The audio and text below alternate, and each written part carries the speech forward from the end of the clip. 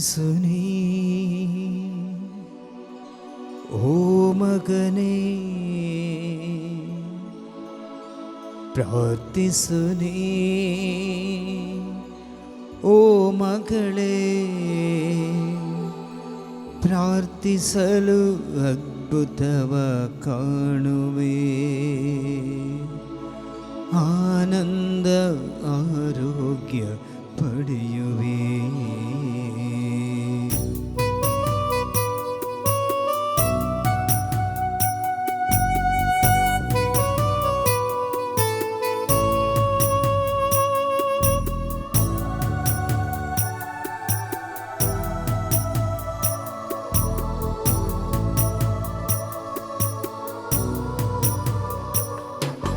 ಪ್ರಾರ್ಥಿಸು ನೀ ಓ ಮಗನೇ, ಪ್ರಾರ್ಥಿಸು ನೀ ಓ ಮಗಳೇ, ಪ್ರಾರ್ಥಿಸಲು ಅದ್ಭುತವ ಕಾಣುವೆ, ಆನಂದ ಆರೋಗ್ಯ ಪಡೆಯುವೆ. ಪ್ರಾರ್ಥಿಸಲು ಅದ್ಭುತವ ಕಾಣುವೆ, ಆನಂದ ಆರೋಗ್ಯ ಪಡೆಯುವೆ. ಕಣ್ಣೀರಿಂದ ಪ್ರಾರ್ಥಿಸು, ಮಂಡಿಯೂರಿ ಪ್ರಾರ್ಥಿಸು, ಕರ್ತರೇಸು ಓಡಿ ಬರುವರು. ಕಣ್ಣೀರೆಲ್ಲ ಒರೆಸಿ ಬಿಡುವರು, ನಿನ್ನ ಕರವ ಹಿಡಿದು ನಿನ್ನ ಕಾಯುವರು.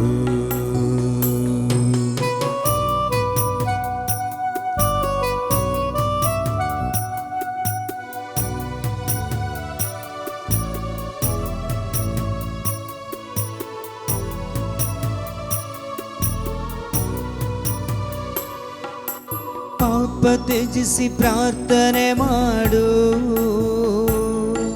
ಕ್ಷಮೆಯ ನೀಡಿ ಪ್ರಾರ್ಥಿಸಿ ನೋಡು.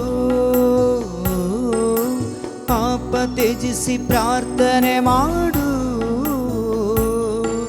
ಕ್ಷಮೆಯ ನೀಡಿ ಪ್ರಾರ್ಥಿಸಿ ನೋಡು. ನಂಬಿ ನೀನು ಪ್ರಾರ್ಥನೆ ಮಾಡು, ಕೇಳಿದೆಲ್ಲ ಪಡೆಯುವೆ ನೀನು. ನಂಬಿ ನೀನು ಪ್ರಾರ್ಥನೆ ಮಾಡು, ಕೇಳಿದೆಲ್ಲ ಪಡೆಯುವೆ ನೀನು.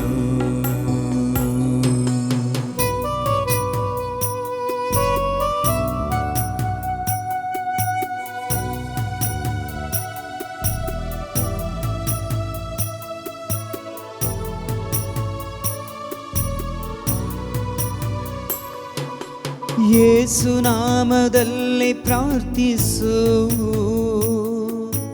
ಯೇಸು ಪಾದ ಬಿಡದೆ ಪ್ರಾರ್ಥಿಸು. ಯೇಸು ನಾಮದಲ್ಲಿ ಪ್ರಾರ್ಥಿಸು, ಯೇಸು ಪಾದ ಬಿಡದೆ ಪ್ರಾರ್ಥಿಸು. ಯೇಸು ಕರುಣೆಗಾಗಿ ಪ್ರಾರ್ಥಿಸು, ಕೊಡುವ ತನಕ ಬಿಡದೆ ಪ್ರಾರ್ಥಿಸು.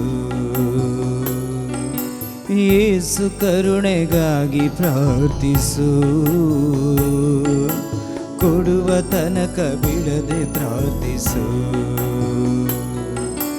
ಕಣ್ಣೀರಿಂದ ಪ್ರಾರ್ಥಿಸು, ಮಂಡಿಯೂರಿ ಪ್ರಾರ್ಥಿಸು, ಕರ್ತರೇಸು ಓಡಿ ಬರುವರು. ಕಣ್ಣೀರಿಂದ ಪ್ರಾರ್ಥಿಸು, ಮಂಡಿಯೂರಿ ಪ್ರಾರ್ಥಿಸು, ಕರ್ತರೇಸು ಓಡಿ ಬರುವರು. ಕಣ್ಣೀರೆಲ್ಲ ಒರೆಸಿ ಬಿಡುವರು,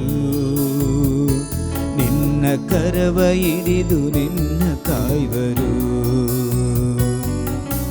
ಕಣ್ಣೀರೆಲ್ಲ ಒರೆಸಿ ಬಿಡುವರು, ನಿನ್ನ ಕರವ ಹಿಡಿದು ನಿನ್ನ ಕಾಯುವರು. ಪ್ರಾರ್ಥಿಸು ನೀ ಓ ಮಗನೇ, ಪ್ರಾರ್ಥಿಸು ನೀ ಓ ಮಗಳೇ, ಪ್ರಾರ್ಥಿಸಲು ಅದ್ಭುತವ ಕಾಣುವೆ, ಆನಂದ ಆರೋಗ್ಯ ಪಡೆಯುವೆ. ಪ್ರಾರ್ಥಿಸಲು ಅದ್ಭುತವ ಕಾಣುವೆ.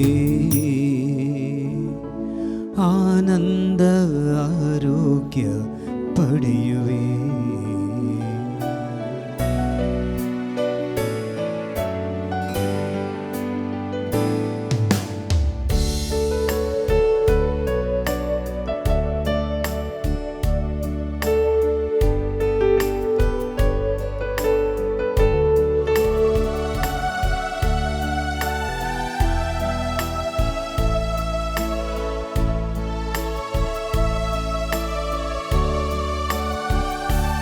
ನನ್ನ ಆನಂದ ತೈಲದಿ ಅಭಿಷೇಕ ಮಾಡಿರಿ ಪಾವನಾತ್ಮರೇ. ನನ್ನ ಆನಂದ ತೈಲದಿ ಅಭಿಷೇಕ ಮಾಡಿರಿ ಪಾವನಾತ್ಮರೇ. ಪಾವನಾತ್ಮರೇ, ಪ್ರಿಯ ಪಾವನಾತ್ಮರೇ. ಪಾವನಾತ್ಮರೇ, ಪ್ರಿಯ ಪಾವನಾತ್ಮರೇ. ನನ್ನ ಆನಂದ ತೈಲದಿ ಅಭಿಷೇಕ ಮಾಡಿರಿ ಪಾವನಾತ್ಮರೇ.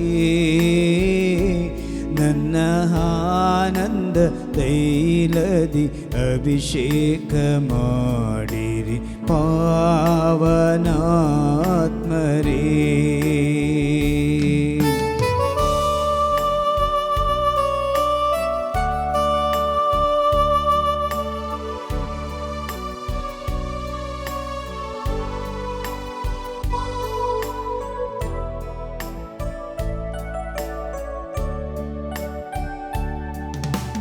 ಬರಿದಾದ ಬದುಕಲಿ ಆಸರೆಯಾಗಿ ಬನ್ನಿ ಆತ್ಮರೇ.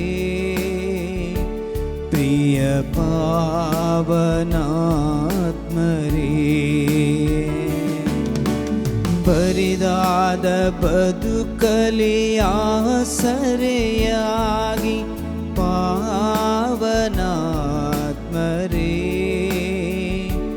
ಬನ್ನಿ ಪಾವನಾತ್ಮರೇ. ಪಾವನಾತ್ಮರೇ, ಪ್ರಿಯ ಪಾವನಾತ್ಮರೇ. ಪಾವನಾತ್ಮರೇ, ಪ್ರಿಯ ಪಾವನಾತ್ಮರೇ.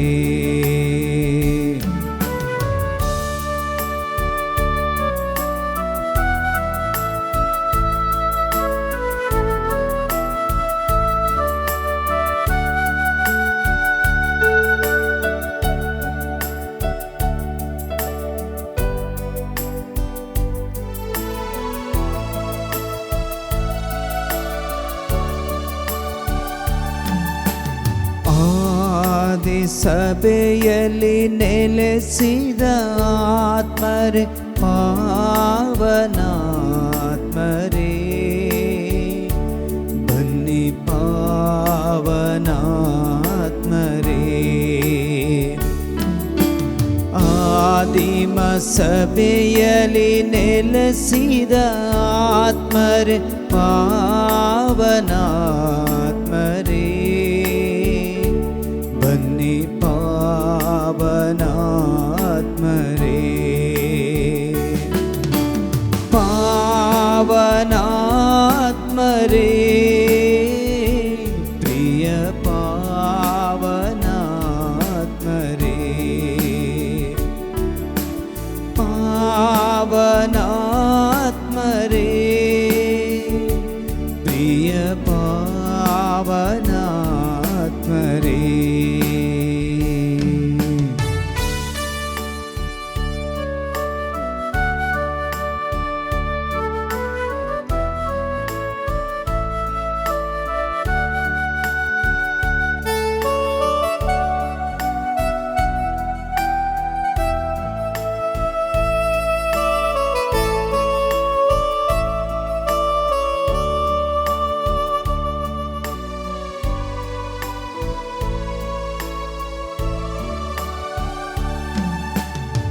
ಬರಿದಾದ ನೆಲದಲ್ಲಿ ಪಾಲವಿಯುವ ಪಾವನಾತ್ಮರೇ,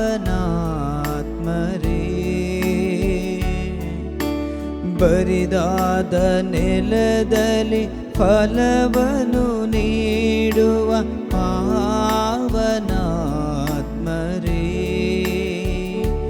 ಪ್ರಿಯ ಪಾವನಾತ್ಮರೇ,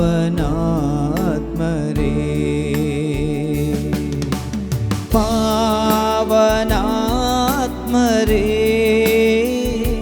ಪ್ರಿಯ ಪಾವನಾತ್ಮರೇ,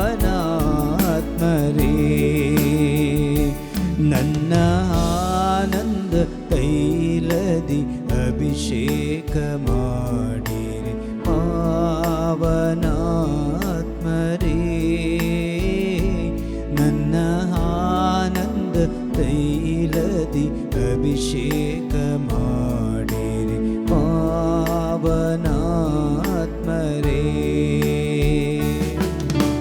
ಪಾವನಾತ್ಮರೇ, ಪ್ರಿಯ ಪಾವನಾತ್ಮರೇ,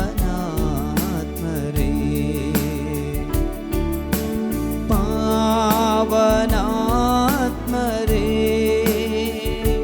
ಪ್ರಿಯ ಪಾವನಾತ್ಮರೇ, ಪ್ರಿಯ ಪಾವನಾತ್ಮರೇ,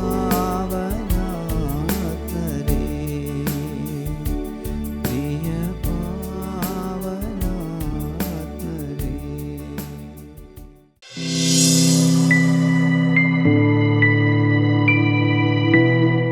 ಹಾಲೆಲೂಯ, ಹಾಲೆಲೂಯ, ಹಾಲೆಲೂಯ. ಕ್ರಿಸ್ತನಲ್ಲಿ ಆತ್ಮೀಯ ಸಹೋದರ ಸಹೋದರಿಯರೇ, ಇಂದು ನಾವು ಧ್ಯಾನಿಸಲಿರುವ ವಿಷಯ ಪ್ರಾರ್ಥನೆ ಎಂಬುದಾಗಿದೆ. ಪ್ರಾರ್ಥನೆ ಎಂದರೆ ಏನು? ಇದು ನಮ್ಮೆಲ್ಲರಿಗೂ ತಿಳಿದಿರುವ ಒಂದು ವಿಷಯ. ಪ್ರಾರ್ಥನೆ ಎಂದರೆ ನಮ್ಮ ಮತ್ತು ದೇವರ ನಡುವಿನ ಪ್ರೀತಿಯ ಸಂಭಾಷಣೆಯೇ ಪ್ರಾರ್ಥನೆ. Hallelujah, hallelujah. ಈ ಪ್ರಾರ್ಥನೆಯು ಎರಡು ರೀತಿಯಾಗಿ ಸಂಭಾಷಣೆಯನ್ನು ನಡೆಸುವಂಥದ್ದು. ಎರಡು ವ್ಯಕ್ತಿಯ ನಡುವೆ ನಾವು ನಡೆಸುವ ಒಂದು ಸಂಭಾಷಣೆಯೇ ಪ್ರಾರ್ಥನೆ ಇದಾಗಿದೆ. ನಾವು ದೇವರೊಂದಿಗೆ ಮಾತನಾಡುವುದು, ದೇವರು ನಮ್ಮೊಂದಿಗೆ ಮಾತನಾಡುವುದು. ಈ ಒಂದು ಪ್ರೀತಿಯ ಸಂಭಾಷಣೆಯನ್ನು ನಾವು ಪ್ರಾರ್ಥನೆ ಎಂಬುದಾಗಿ ಕರೆದಿದ್ದೇವೆ. ಪ್ರಾರ್ಥನೆ ಎಂಬುದು ನಮಗೆ ಒಂದು ಭಾರದ ವಿಷಯವಲ್ಲ, ಬದಲಾಗಿ ಅದು ನಮ್ಮೆಲ್ಲರ ಸೌಭಾಗ್ಯ. ನಮ್ಮನ್ನು ಸೃಷ್ಟಿಸಿದ, ನಮ್ಮನ್ನು ಪ್ರೀತಿಸುವ ನಮ್ಮ ದೇವರು ಸ್ವರ್ಗದಲ್ಲಿ ಸಿಂಹಾಸನದಲ್ಲಿ ಆಸೀನರಾಗಿರುವ, ಇಡೀ ಪ್ರಪಂಚವನ್ನು ಸೃಷ್ಟಿಸಿರುವ ನಮ್ಮ ಪ್ರೀತಿಯ ದೇವರೊಂದಿಗೆ ಮಾತನಾಡುವುದು, ನಮಗೋಸ್ಕರ ತಮ್ಮ ಜೀವವನ್ನೇ ಕೊಟ್ಟ, ಕಲ್ವಾರಿ ಶಿಲುಬೆಯಲ್ಲಿ ಪ್ರಾಣವನ್ನು ಅರ್ಪಿಸಿದ ನಮ್ಮ ಪ್ರೀತಿಯ ಯೇಸುವಿನೊಂದಿಗೆ ಮಾತನಾಡುವುದು, ನಮ್ಮೊಂದಿಗೆ ಅನ್ಯೋನ್ಯತೆಯಲ್ಲಿ ನಮಗೆ ಸಹಾಯ ಮಾಡುವ ನಮ್ಮ ಪೋಷಕರಾದ ಪರಿಶುದ್ಧಾತ್ಮರೊಂದಿಗೆ ಮಾತನಾಡುವುದೇ ಈ ಪ್ರಾರ್ಥನೆ. ನಾವೆಲ್ಲರೂ ಯೋಚಿಸುತ್ತಿದ್ದೇವೆ, ನಮ್ಮ ಜೀವಿತದಲ್ಲಿ ನಾವು ಪ್ರಾರ್ಥಿಸುತ್ತಿದ್ದೇವೆ ಎಂಬುದಾಗಿ.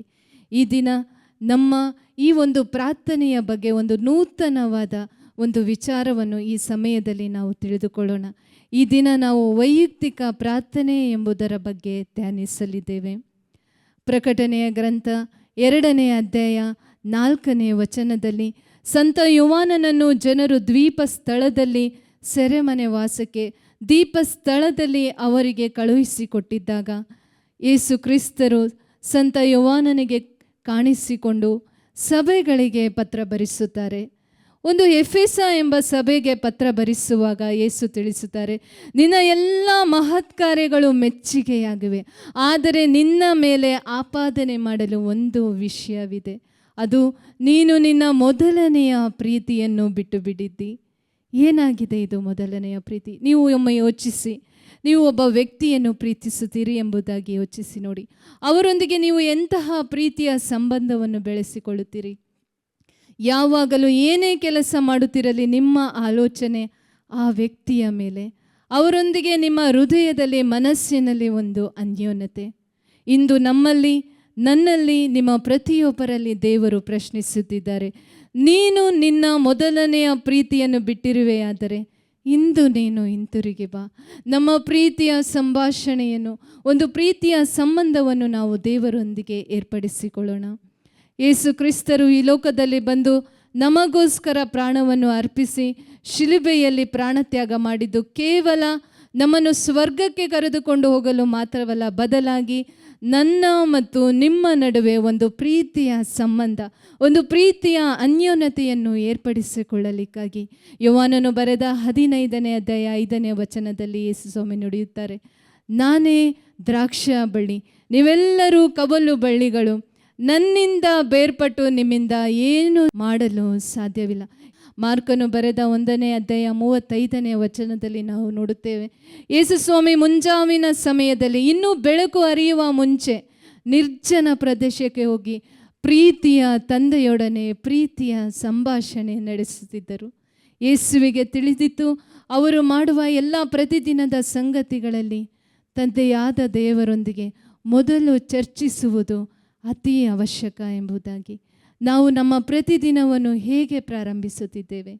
ದಾವೀದನು ಕೀರ್ತನೆಯಲ್ಲಿ 5ನೇ ಅಧ್ಯಾಯ 3ನೇ ವಚನದಲ್ಲಿ ಬರೆಯುತ್ತಾನೆ, ದೇವರೇ, ಬೆಳಗಿನ ಮುಂಜಾವಿನ ಸಮಯದಲ್ಲಿ ನನ್ನ ಧ್ವನಿ ನಿನಗೆ ಕೇಳಿಸುವುದು, ಉದಯ ಆರಾಧನೆ ಮಾಡಿ ಸದುತ್ತರ ನಾನು ನೋಡುತ್ತಿರುವೆನು ಎಂಬುದಾಗಿ. ಕ್ರಿಸ್ತನಲ್ಲಿ ಆತ್ಮೀಯ ಸಹೋದರ ಸಹೋದರಿಯರೇ, ಇಂದು ನಾವು ಈ ವಾಕ್ಯವನ್ನು ಆಲಿಸುತ್ತಿರುವಾಗ ಈ ಬೆಳಗಿನ ಮುಂಜಾವಿನ ಸಮಯದಲ್ಲಿ ನಮ್ಮ ಜೀವಿತದ ಯುದ್ಧಕ್ಕೆ ಹೋಗುವ ಮುಂಚೆ ಆ ಯುದ್ಧ ಭೂಮಿ ನಮ್ಮ ಓದುವ ಸ್ಥಳವಿರಲಿ, ನಾವು ಅಡುಗೆ ಮಾಡುವ ಅಡುಗೆ ಮನೆ ಇರಲಿ, ನಾವು ಉದ್ಯೋಗ ಮಾಡುವ ಒಂದು ಆಫೀಸ್ ಇರಲಿ, ಇಲ್ಲವೇ ನಮ್ಮ ವ್ಯಾಪಾರವಿರಲಿ, ಏನೇ ಇರಲಿ ಈ ಯುದ್ಧ ಭೂಮಿ, ಆ ದಿನವನ್ನು ನಾವು ಯುದ್ಧ ಭೂಮಿಗೆ ಹೊರಡುವ ಮುಂಚೆ ದೇವರೇ ನಿಮ್ಮ ಸಹಾಯವನ್ನು ಕರುಣಿಸಿರಿ ಎಂಬುದಾಗಿ ಪ್ರಾರ್ಥಿಸಿ ಒಂದು ಪ್ರೀತಿಯ ಸಂಭಾಷಣೆ ನಡೆಸಿ ನಾವು ನಮ್ಮ ದಿನವನ್ನು ನಾವು ಪ್ರಾರಂಭಿಸೋಣ. ಮತ್ತಾಯನು ಬರೆದ 7ನೇ ಅಧ್ಯಾಯ 7ನೇ ವಚನ, ಕೇಳಿರಿ ನಿಮಗೆ ಕೊಡಲಾಗುವುದು. ಆ ದಿನಕ್ಕೆ ಬೇಕಾದ ಎಲ್ಲ ಕೃಪೆಗಳಿಗಾಗಿ ನಾವು ದೇವರನ್ನು ಕೇಳಿಕೊಳ್ಳೋಣ. ಕೀರ್ತನೆ 90ನೇ ಅಧ್ಯಾಯ 14ನೇ ವಚನ, ದೇವರೇ, ಮುಂಜಾವಿನ ಸಮಯದಲ್ಲಿ ನಿಮ್ಮ ಕೃಪೆಯಿಂದ ನಮ್ಮನ್ನು ತೋಯಿಸಿರಿ, ಆಗ ನಾವು ದಿನದಾದಂತ ಆನಂದಿಸುವೆವು.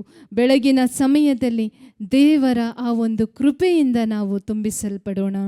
ಈ ಒಂದು ವೈಯಕ್ತಿಕ ಪ್ರಾರ್ಥನೆಯ ಬಗ್ಗೆ ನಾವು ವಿವರಿಸುವಾಗ ವಿಶೇಷವಾಗಿ ಕೆಲವೊಂದು ಉದಾಹರಣೆಗಳನ್ನು, ಕೆಲವೊಂದು ಪ್ರಸಿದ್ಧ ವ್ಯಕ್ತಿಗಳ ಪ್ರಾರ್ಥನಾ ವೀರರ ಜೀವಿತವನ್ನು ನಾನು ನಿಮ್ಮೊಡನೆ ಹಂಚಿಕೊಳ್ಳಲು ನಾನು ಬಯಸುತ್ತೇನೆ. ಮೊದಲನೆಯದಾಗಿ ಫುಲ್ಟನ್ ಶೀನ್ ಎಂಬುವವರು ಅಮೆರಿಕದ ಅತಿ ಪ್ರಸಿದ್ಧ ಒಬ್ಬ ಧರ್ಮಾಧ್ಯಕ್ಷರು. 2 ವಾರಗಳ ಹಿಂದೆ ನಾನು ಒಂದು ಸಂದೇಶವನ್ನು ಓದಿದೆ. ಜಗದ್ಗುರುಗಳು ಅವರನ್ನು ಆಶೀರ್ವದಿಸಲ್ಪಟ್ಟವರು ಎಂಬುದಾಗಿ ಒಂದು ಪದವಿಗೆ ಏರಿಸಿದರು. ಅವರು ಅನೇಕ ಸಾವಿರಾರು ಜನರನ್ನು ಪ್ರೀತಿಯ ಯೇಸುವಿನೆಡೆಗೆ ಕರೆತಂದ ಅತಿ ಒಂದು ಪ್ರಾರ್ಥನಾ ವೀರ. ಅವರನ್ನು ಜನರು ಕೇಳಿದರು, ನಿಮ್ಮ ಈ ಜೀವಿತದ ರಹಸ್ಯವೇನು ಎಂಬುದಾಗಿ. ಅವರು ತಿಳಿಸಿದ ಮಾತು, ನಾನು ಗುರು ದೀಕ್ಷೆ ಹೊಂದುವಾಗ ಯೇಸುವಿನಲ್ಲಿ ಒಂದು ವಾಗ್ದಾನ ಮಾಡಿದೆ, ಯೇಸುವೆ, ಇನ್ನು ಮುಂದೆ ನನ್ನ ಜೀವಿತದ ಮುಂದಿನ ದಿನಗಳಲ್ಲಿ ಪ್ರತಿದಿನ ನಾನು 1 ತಾಸು ನಿಮ್ಮ ಮುಂದೆ ನಿಮ್ಮೊಂದಿಗೆ ಕುಳಿತು ಪ್ರೀತಿಯ ಸಂಭಾಷಣೆಯನ್ನು ನಾನು ಮಾಡುತ್ತೇನೆ. ಈ ಒಂದು ವಾಗ್ದಾನವನ್ನು ಅವರು ಸಾಯುವವರೆಗೂ, ತಮ್ಮ ಕೊನೆಯ ಉಸಿರಿನವರೆಗೂ ಇದನ್ನು ಪಾಲಿಸಿದರು. ಕ್ರಿಸ್ತನಲ್ಲಿ ಪ್ರಿಯರೇ, ಇದೇ ರೀತಿಯಾಗಿ ಬ್ರೀಜ್ ಎಂಬ ಕನ್ಯಾಸ್ತ್ರೀ ಅನೇಕ ಸಾವಿರಾರು ಜನರನ್ನು ದೇವರ ಸೌಖ್ಯವನ್ನು ಪಡೆಯುವಂತೆ ಪ್ರಾರ್ಥಿಸಿ ಹೋರಾಡಿ ಗೆದ್ದ ಒಬ್ಬ ಪ್ರಾರ್ಥನಾ ವೀರೆ. ಈಕೆಯನ್ನು ಜನರು ಕೇಳಿದರು, ನಿಮ್ಮ ಈ ಒಂದು ಸೌಖ್ಯದ ಅತಿ ಪ್ರಸಿದ್ಧ ಒಂದು ಮಿನಿಸ್ಟ್ರಿಯನ್ನು ನಡೆಸಲು ರಹಸ್ಯವೇನು? ಆಕೆಯ ತಿಳಿಸಿದ್ದು, ಪ್ರತಿದಿನ ನಾನು 3 ತಾಸು ನನ್ನ ತಂದೆ ದೇವರ ಸನ್ನಿಧಿಯಲ್ಲಿ ಕುಳಿತು ಅವರೊಂದಿಗೆ ಪ್ರಾರ್ಥಿಸುತ್ತೇನೆ, ಅವರೊಂದಿಗೆ ಸಂಭಾಷಿಸುತ್ತೇನೆ. ಈ ಎಲ್ಲ ಪ್ರಾರ್ಥನಾ ವೀರರಿಗೆ ತಿಳಿದಿತ್ತು, ತಾವು ಮಾಡುವ ಕೆಲಸ ಕಾರ್ಯಗಳು ಕೇವಲ ದೇವರೊಂದಿಗೆ ಮಾತನಾಡಿ ಸಂಭಾಷಿಸಿದರೆ ಮಾತ್ರ ಅದು ಕೆಲಸ ನಡೆಯುತ್ತದೆ, ಇಲ್ಲವಾದರೆ ಅವರಿಗೆ ಈ ಕೆಲಸ ಮಾಡಲು ಯಾವುದೇ ಸಹ ಶಕ್ತಿ ಇಲ್ಲ ಎಂಬುದಾಗಿ. ಯೋಹಾನನು ಬರೆದ 15ನೇ ಅಧ್ಯಾಯ 5ನೇ ವಚನ, ನನ್ನಿಂದ ಬೇರ್ಪಟ್ಟು ನೀವು ಏನೂ ಸಹ ಮಾಡಲಾರಿರಿ. Hallelujah, hallelujah, hallelujah. ಕ್ರಿಸ್ತನಲ್ಲಿ ಆತ್ಮೀಯ ಸಹೋದರ ಸಹೋದರಿಯರೇ, ನನ್ನ ಜೀವಿತದ ಕೆಲವೊಂದು ಅನುಭವಗಳನ್ನು ನಾನು ನಿಮ್ಮಲ್ಲಿ ಹಂಚಿಕೊಳ್ಳಲು ಬಯಸುತ್ತೇನೆ. ನಾನು 10ನೇ ತರಗತಿಯವರೆಗೂ ನಾನು ಒಬ್ಬ ಸಾಮಾನ್ಯವಾದ ಕಥೋಲಿಕ ಹುಡುಗಿ. ಬಲಿಪೂಜೆಗೆ ಹೋಗುತ್ತಿದ್ದೆ, ನನ್ನ ಓದನ್ನು ನಾನು ಓದುತ್ತಿದ್ದೆ, ನನ್ನ ವ್ಯಾಸಂಗವನ್ನು ನಾನು ಮಾಡುತ್ತಿದ್ದೆ ಮತ್ತು ನನಗೆ ಸಾಧ್ಯವಾದಷ್ಟು ಬೈಬಲನ್ನು ಓದುತ್ತಿದ್ದೆ. ಕೇವಲ ಕಥೆಗಳ ರೂಪದಲ್ಲಿರುವ ಪುಸ್ತಕವನ್ನು ಮಾತ್ರ ನಾನು ಓದುತ್ತಿದ್ದಂಥ ಒಂದು ಹುಡುಗಿ. ಆದಿಕಾಂಡವಿರಲಿ, ರೂತಳು ಇರಲಿ, ಎಸ್ತೇರ್ ಇರಲಿ, ಈ ರೀತಿಯಾಗಿ ಕಥೆಗಳ ಪುಸ್ತಕವನ್ನು ಈ ಬೈಬಲನ್ನು ನಾನು ಓದುತ್ತಿದ್ದೆ. ಯಾವುದೇ ಪೌಲನು ಬರೆದ ಪತ್ರವಾಗಲಿ, ಯಾವುದೇ ಒಂದು ಯೆರೆಮೀಯನ ಗ್ರಂಥ, ಯೆಶಾಯನ ಗ್ರಂಥ ನನಗೆ ಒಂದು ಸಹ ಅರ್ಥವಾಗುತ್ತಿದ್ದಿಲ್ಲ. ಈ ರೀತಿ ಇರುವಾಗ ನಾನು ಕಾಲೇಜಿಗೆ ಹೋದಾಗ, ಫಸ್ಟ್ PUC ಓದುವಾಗ 1 ತಿಂಗಳು 2 ತಿಂಗಳು ನಡೆಯಿತು. ಆ ಒಂದು ಮಧ್ಯಾಹ್ನದ ಊಟದ ಸಮಯದಲ್ಲಿ ಕೆಲವೊಂದು ಹುಡುಗಿಯರು ಒಟ್ಟಾಗಿ ಸೇರಿ ದೇವರಲ್ಲಿ ಪ್ರಾರ್ಥಿಸುತ್ತಿದ್ದರು. ಅದರಲ್ಲಿ ಒಂದು ಸಹೋದರಿ ಹೇಳಿದಳು, ನೀನು ಸಹ ಬಾ ಈ ಪ್ರಾರ್ಥನೆಗೆ ಮಧ್ಯಾಹ್ನ ಸಮಯದಲ್ಲಿ. ನಾನು ಸಹ ಸರಿ ಯೋಚಿಸಿದೆ, ಅವರೊಂದಿಗೆ ಸೇರಿ ಪ್ರಾರ್ಥಿಸಲು ಹೋಗೋಣ ಎಂಬುದಾಗಿ.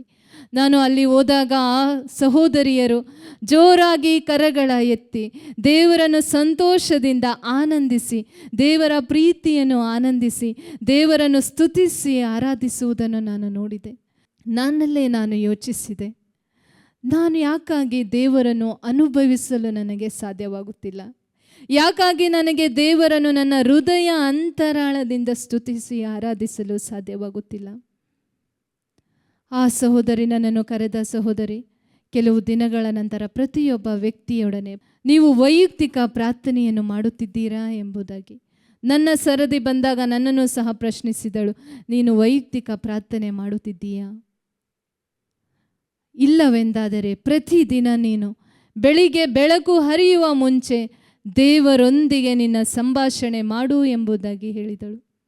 ಪ್ರತಿದಿನ ಬೆಳಿಗ್ಗೆ ನಾನು ಕಾಲೇಜಿಗೆ ಹೋಗುವಾಗ ಪ್ರತಿ ಹುಡುಗಿಯರ ಬಳಿ ಅವಳು ಬಂದು ಕೇಳ್ತಾ ಇದ್ಲು, ನೀವು ಇವತ್ತು ವೈಯಕ್ತಿಕ ಪ್ರಾರ್ಥನೆ ಮಾಡಿದ್ದೀರಾ, ವೈಯಕ್ತಿಕ ಪ್ರಾರ್ಥನೆ ಮಾಡಿದ್ದೀರಾ ಎಂಬುದಾಗಿ. ಈ ರೀತಿಯಾಗಿ ಮಾಡುವಾಗ ನಾನು ಸಹ ಪ್ರತಿದಿನ ಎದ್ದೇಳಲು ಪ್ರಾರಂಭಿಸಿದೆ.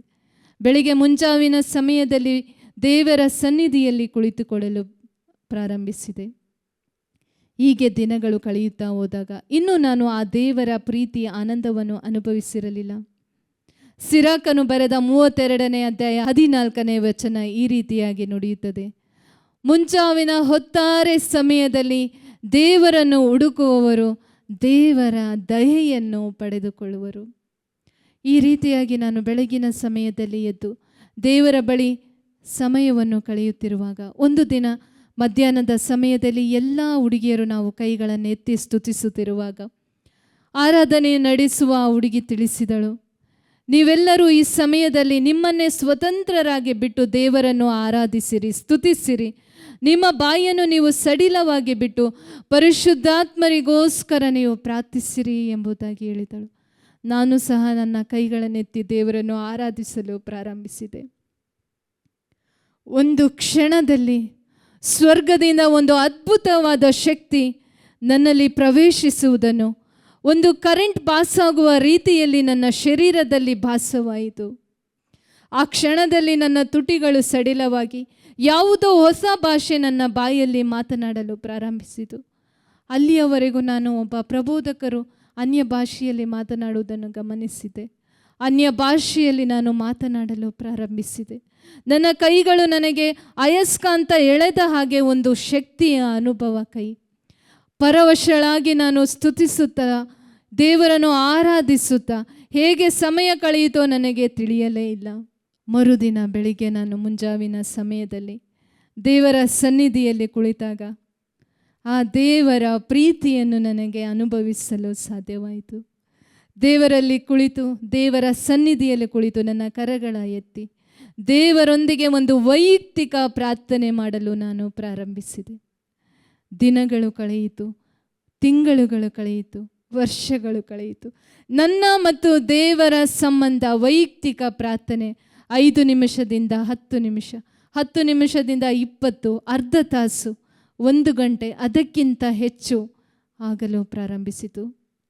ಕ್ರಿಸ್ತನಲ್ಲಿ ಪ್ರೀತಿಯ ಸಹೋದರ ಸಹೋದರಿ, ಒಂದು ವೇಳೆ ನೀನು ಯಾರನ್ನಾದರೂ ಪ್ರೀತಿಸುವುದಾದರೆ ನೀನು ಮಾತನಾಡುತ್ತಿರುವಾಗ, ಸಂಭಾಷಿಸುತ್ತಿರುವಾಗ ನೀನು ವಾಚನ್ನು ನೋಡುವುದಿಲ್ಲ, ಸಮಯ ವೆಸ್ಟಾಯಿತು ಎಂಬುದಾಗಿ ನೀನು ಯೋಚಿಸುವುದಿಲ್ಲ. ಅದೇ ರೀತಿಯಾಗಿ ನೀನು ದೇವರೊಂದಿಗೆ ಪ್ರೀತಿಯ ಸಂಭಾಷಣೆ ನಡೆಸುವುದಾದರೆ ನಿನಗೆ ಸಮಯ ನೋಡಲು ಮನಸ್ಸು ಬರುವುದಿಲ್ಲ, ನಿದ್ದೆ ಸಹ ನಿನಗೆ ಬರುವುದಿಲ್ಲ. ಆ ಸಮಯದಲ್ಲಿ ನಾವು ನಮ್ಮ ಪ್ರೀತಿಸುವವರ ಕರೆಗಾಗಿ, ಮೆಸೇಜ್ಗಾಗಿ, ಸಂದೇಶಕ್ಕಾಗಿ ಕಾತುರದಿಂದ ಕಾಯುತ್ತೇವೆ.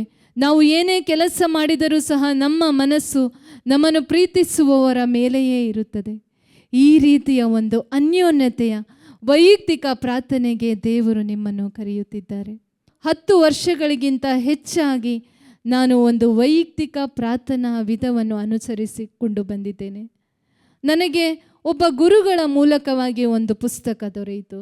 ಅದರ ಹೆಸರು ಮಿರಾಕಲ್ ಅವರ್, ಅಂದರೆ ಅದ್ಭುತವಾದ ಗಂಟೆ ಎಂಬುದಾಗಿ. ಇದನ್ನು ಬರೆದವರು ಲಿಂಡಾ ಸ್ಕೂಬರ್ಟ್ ಎಂಬುವರು, ಅಮೇರಿಕ ದೇಶಕ್ಕೆ ಸೇರಿದವರು. ಇವರ ಜೀವಿತವು ಹೇಗಿತ್ತು ಎಂದರೆ, ಅನೇಕ ದಿನಗಳ ಕಾಲ ಅವರು ಗಂಟೆಗಳ ಕಾಲ ಪ್ರಾರ್ಥಿಸುತ್ತಿದ್ದರು, ಕೆಲವೊಂದು ದಿವಸ ಪ್ರಾರ್ಥಿಸದೇ ಇರುತ್ತಿದ್ದರು. ಈ ರೀತಿಯಾಗಿ ಅವರಿಗೆ ಆ ದಿನಗಳಲ್ಲಿ ಒಂದು ಒಣ ಪರಿಸ್ಥಿತಿ, ದೇವರು ಇಲ್ಲದಂತಹ ಒಂದು ಪರಿಸ್ಥಿತಿ. ಒಂದು ದಿನ ಅವರು ಕಣ್ಣೀರಿಟ್ಟು ಪರಿಶುದ್ಧಾತ್ಮರಲ್ಲಿ ಪ್ರಾರ್ಥಿಸಿದರು, ಪರಿಶುದ್ಧಾತ್ಮರೇ, ನನಗೆ ನಿಮ್ಮೊಂದಿಗೆ ಪ್ರತಿದಿನ ಈ ಒಂದು ವೈಯಕ್ತಿಕ ಪ್ರಾರ್ಥನೆ ಮಾಡಲು, ನಿಮ್ಮೊಂದಿಗೆ ಅನ್ಯೋನ್ಯತೆಯಲ್ಲಿ ಜೀವಿಸಲು ನನಗೆ ಕೃಪೆಯನ್ನು, ಮಾರ್ಗವನ್ನು ತೋರಿಸಿರಿ ಎಂಬುದಾಗಿ ಪರಿಶುದ್ಧಾತ್ಮರು ಅವರಿಗೆ ಪ್ರೇರಣೆ ನೀಡಿ ಈ ಮಿರಾಕಲ್ ಅವರ್, ಅದ್ಭುತ ಗಂಟೆ ಎಂಬ ಪುಸ್ತಕವನ್ನು ಬರೆಸಿದರು.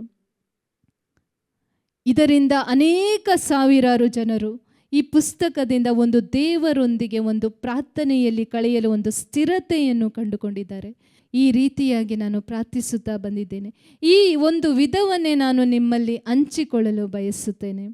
ಈ ಒಂದು ಅದ್ಭುತ ಗಂಟೆಯನ್ನು 5 ನಿಮಿಷವಾಗಿ ವಿಭಾಗಿಸಲಾಗಿದೆ.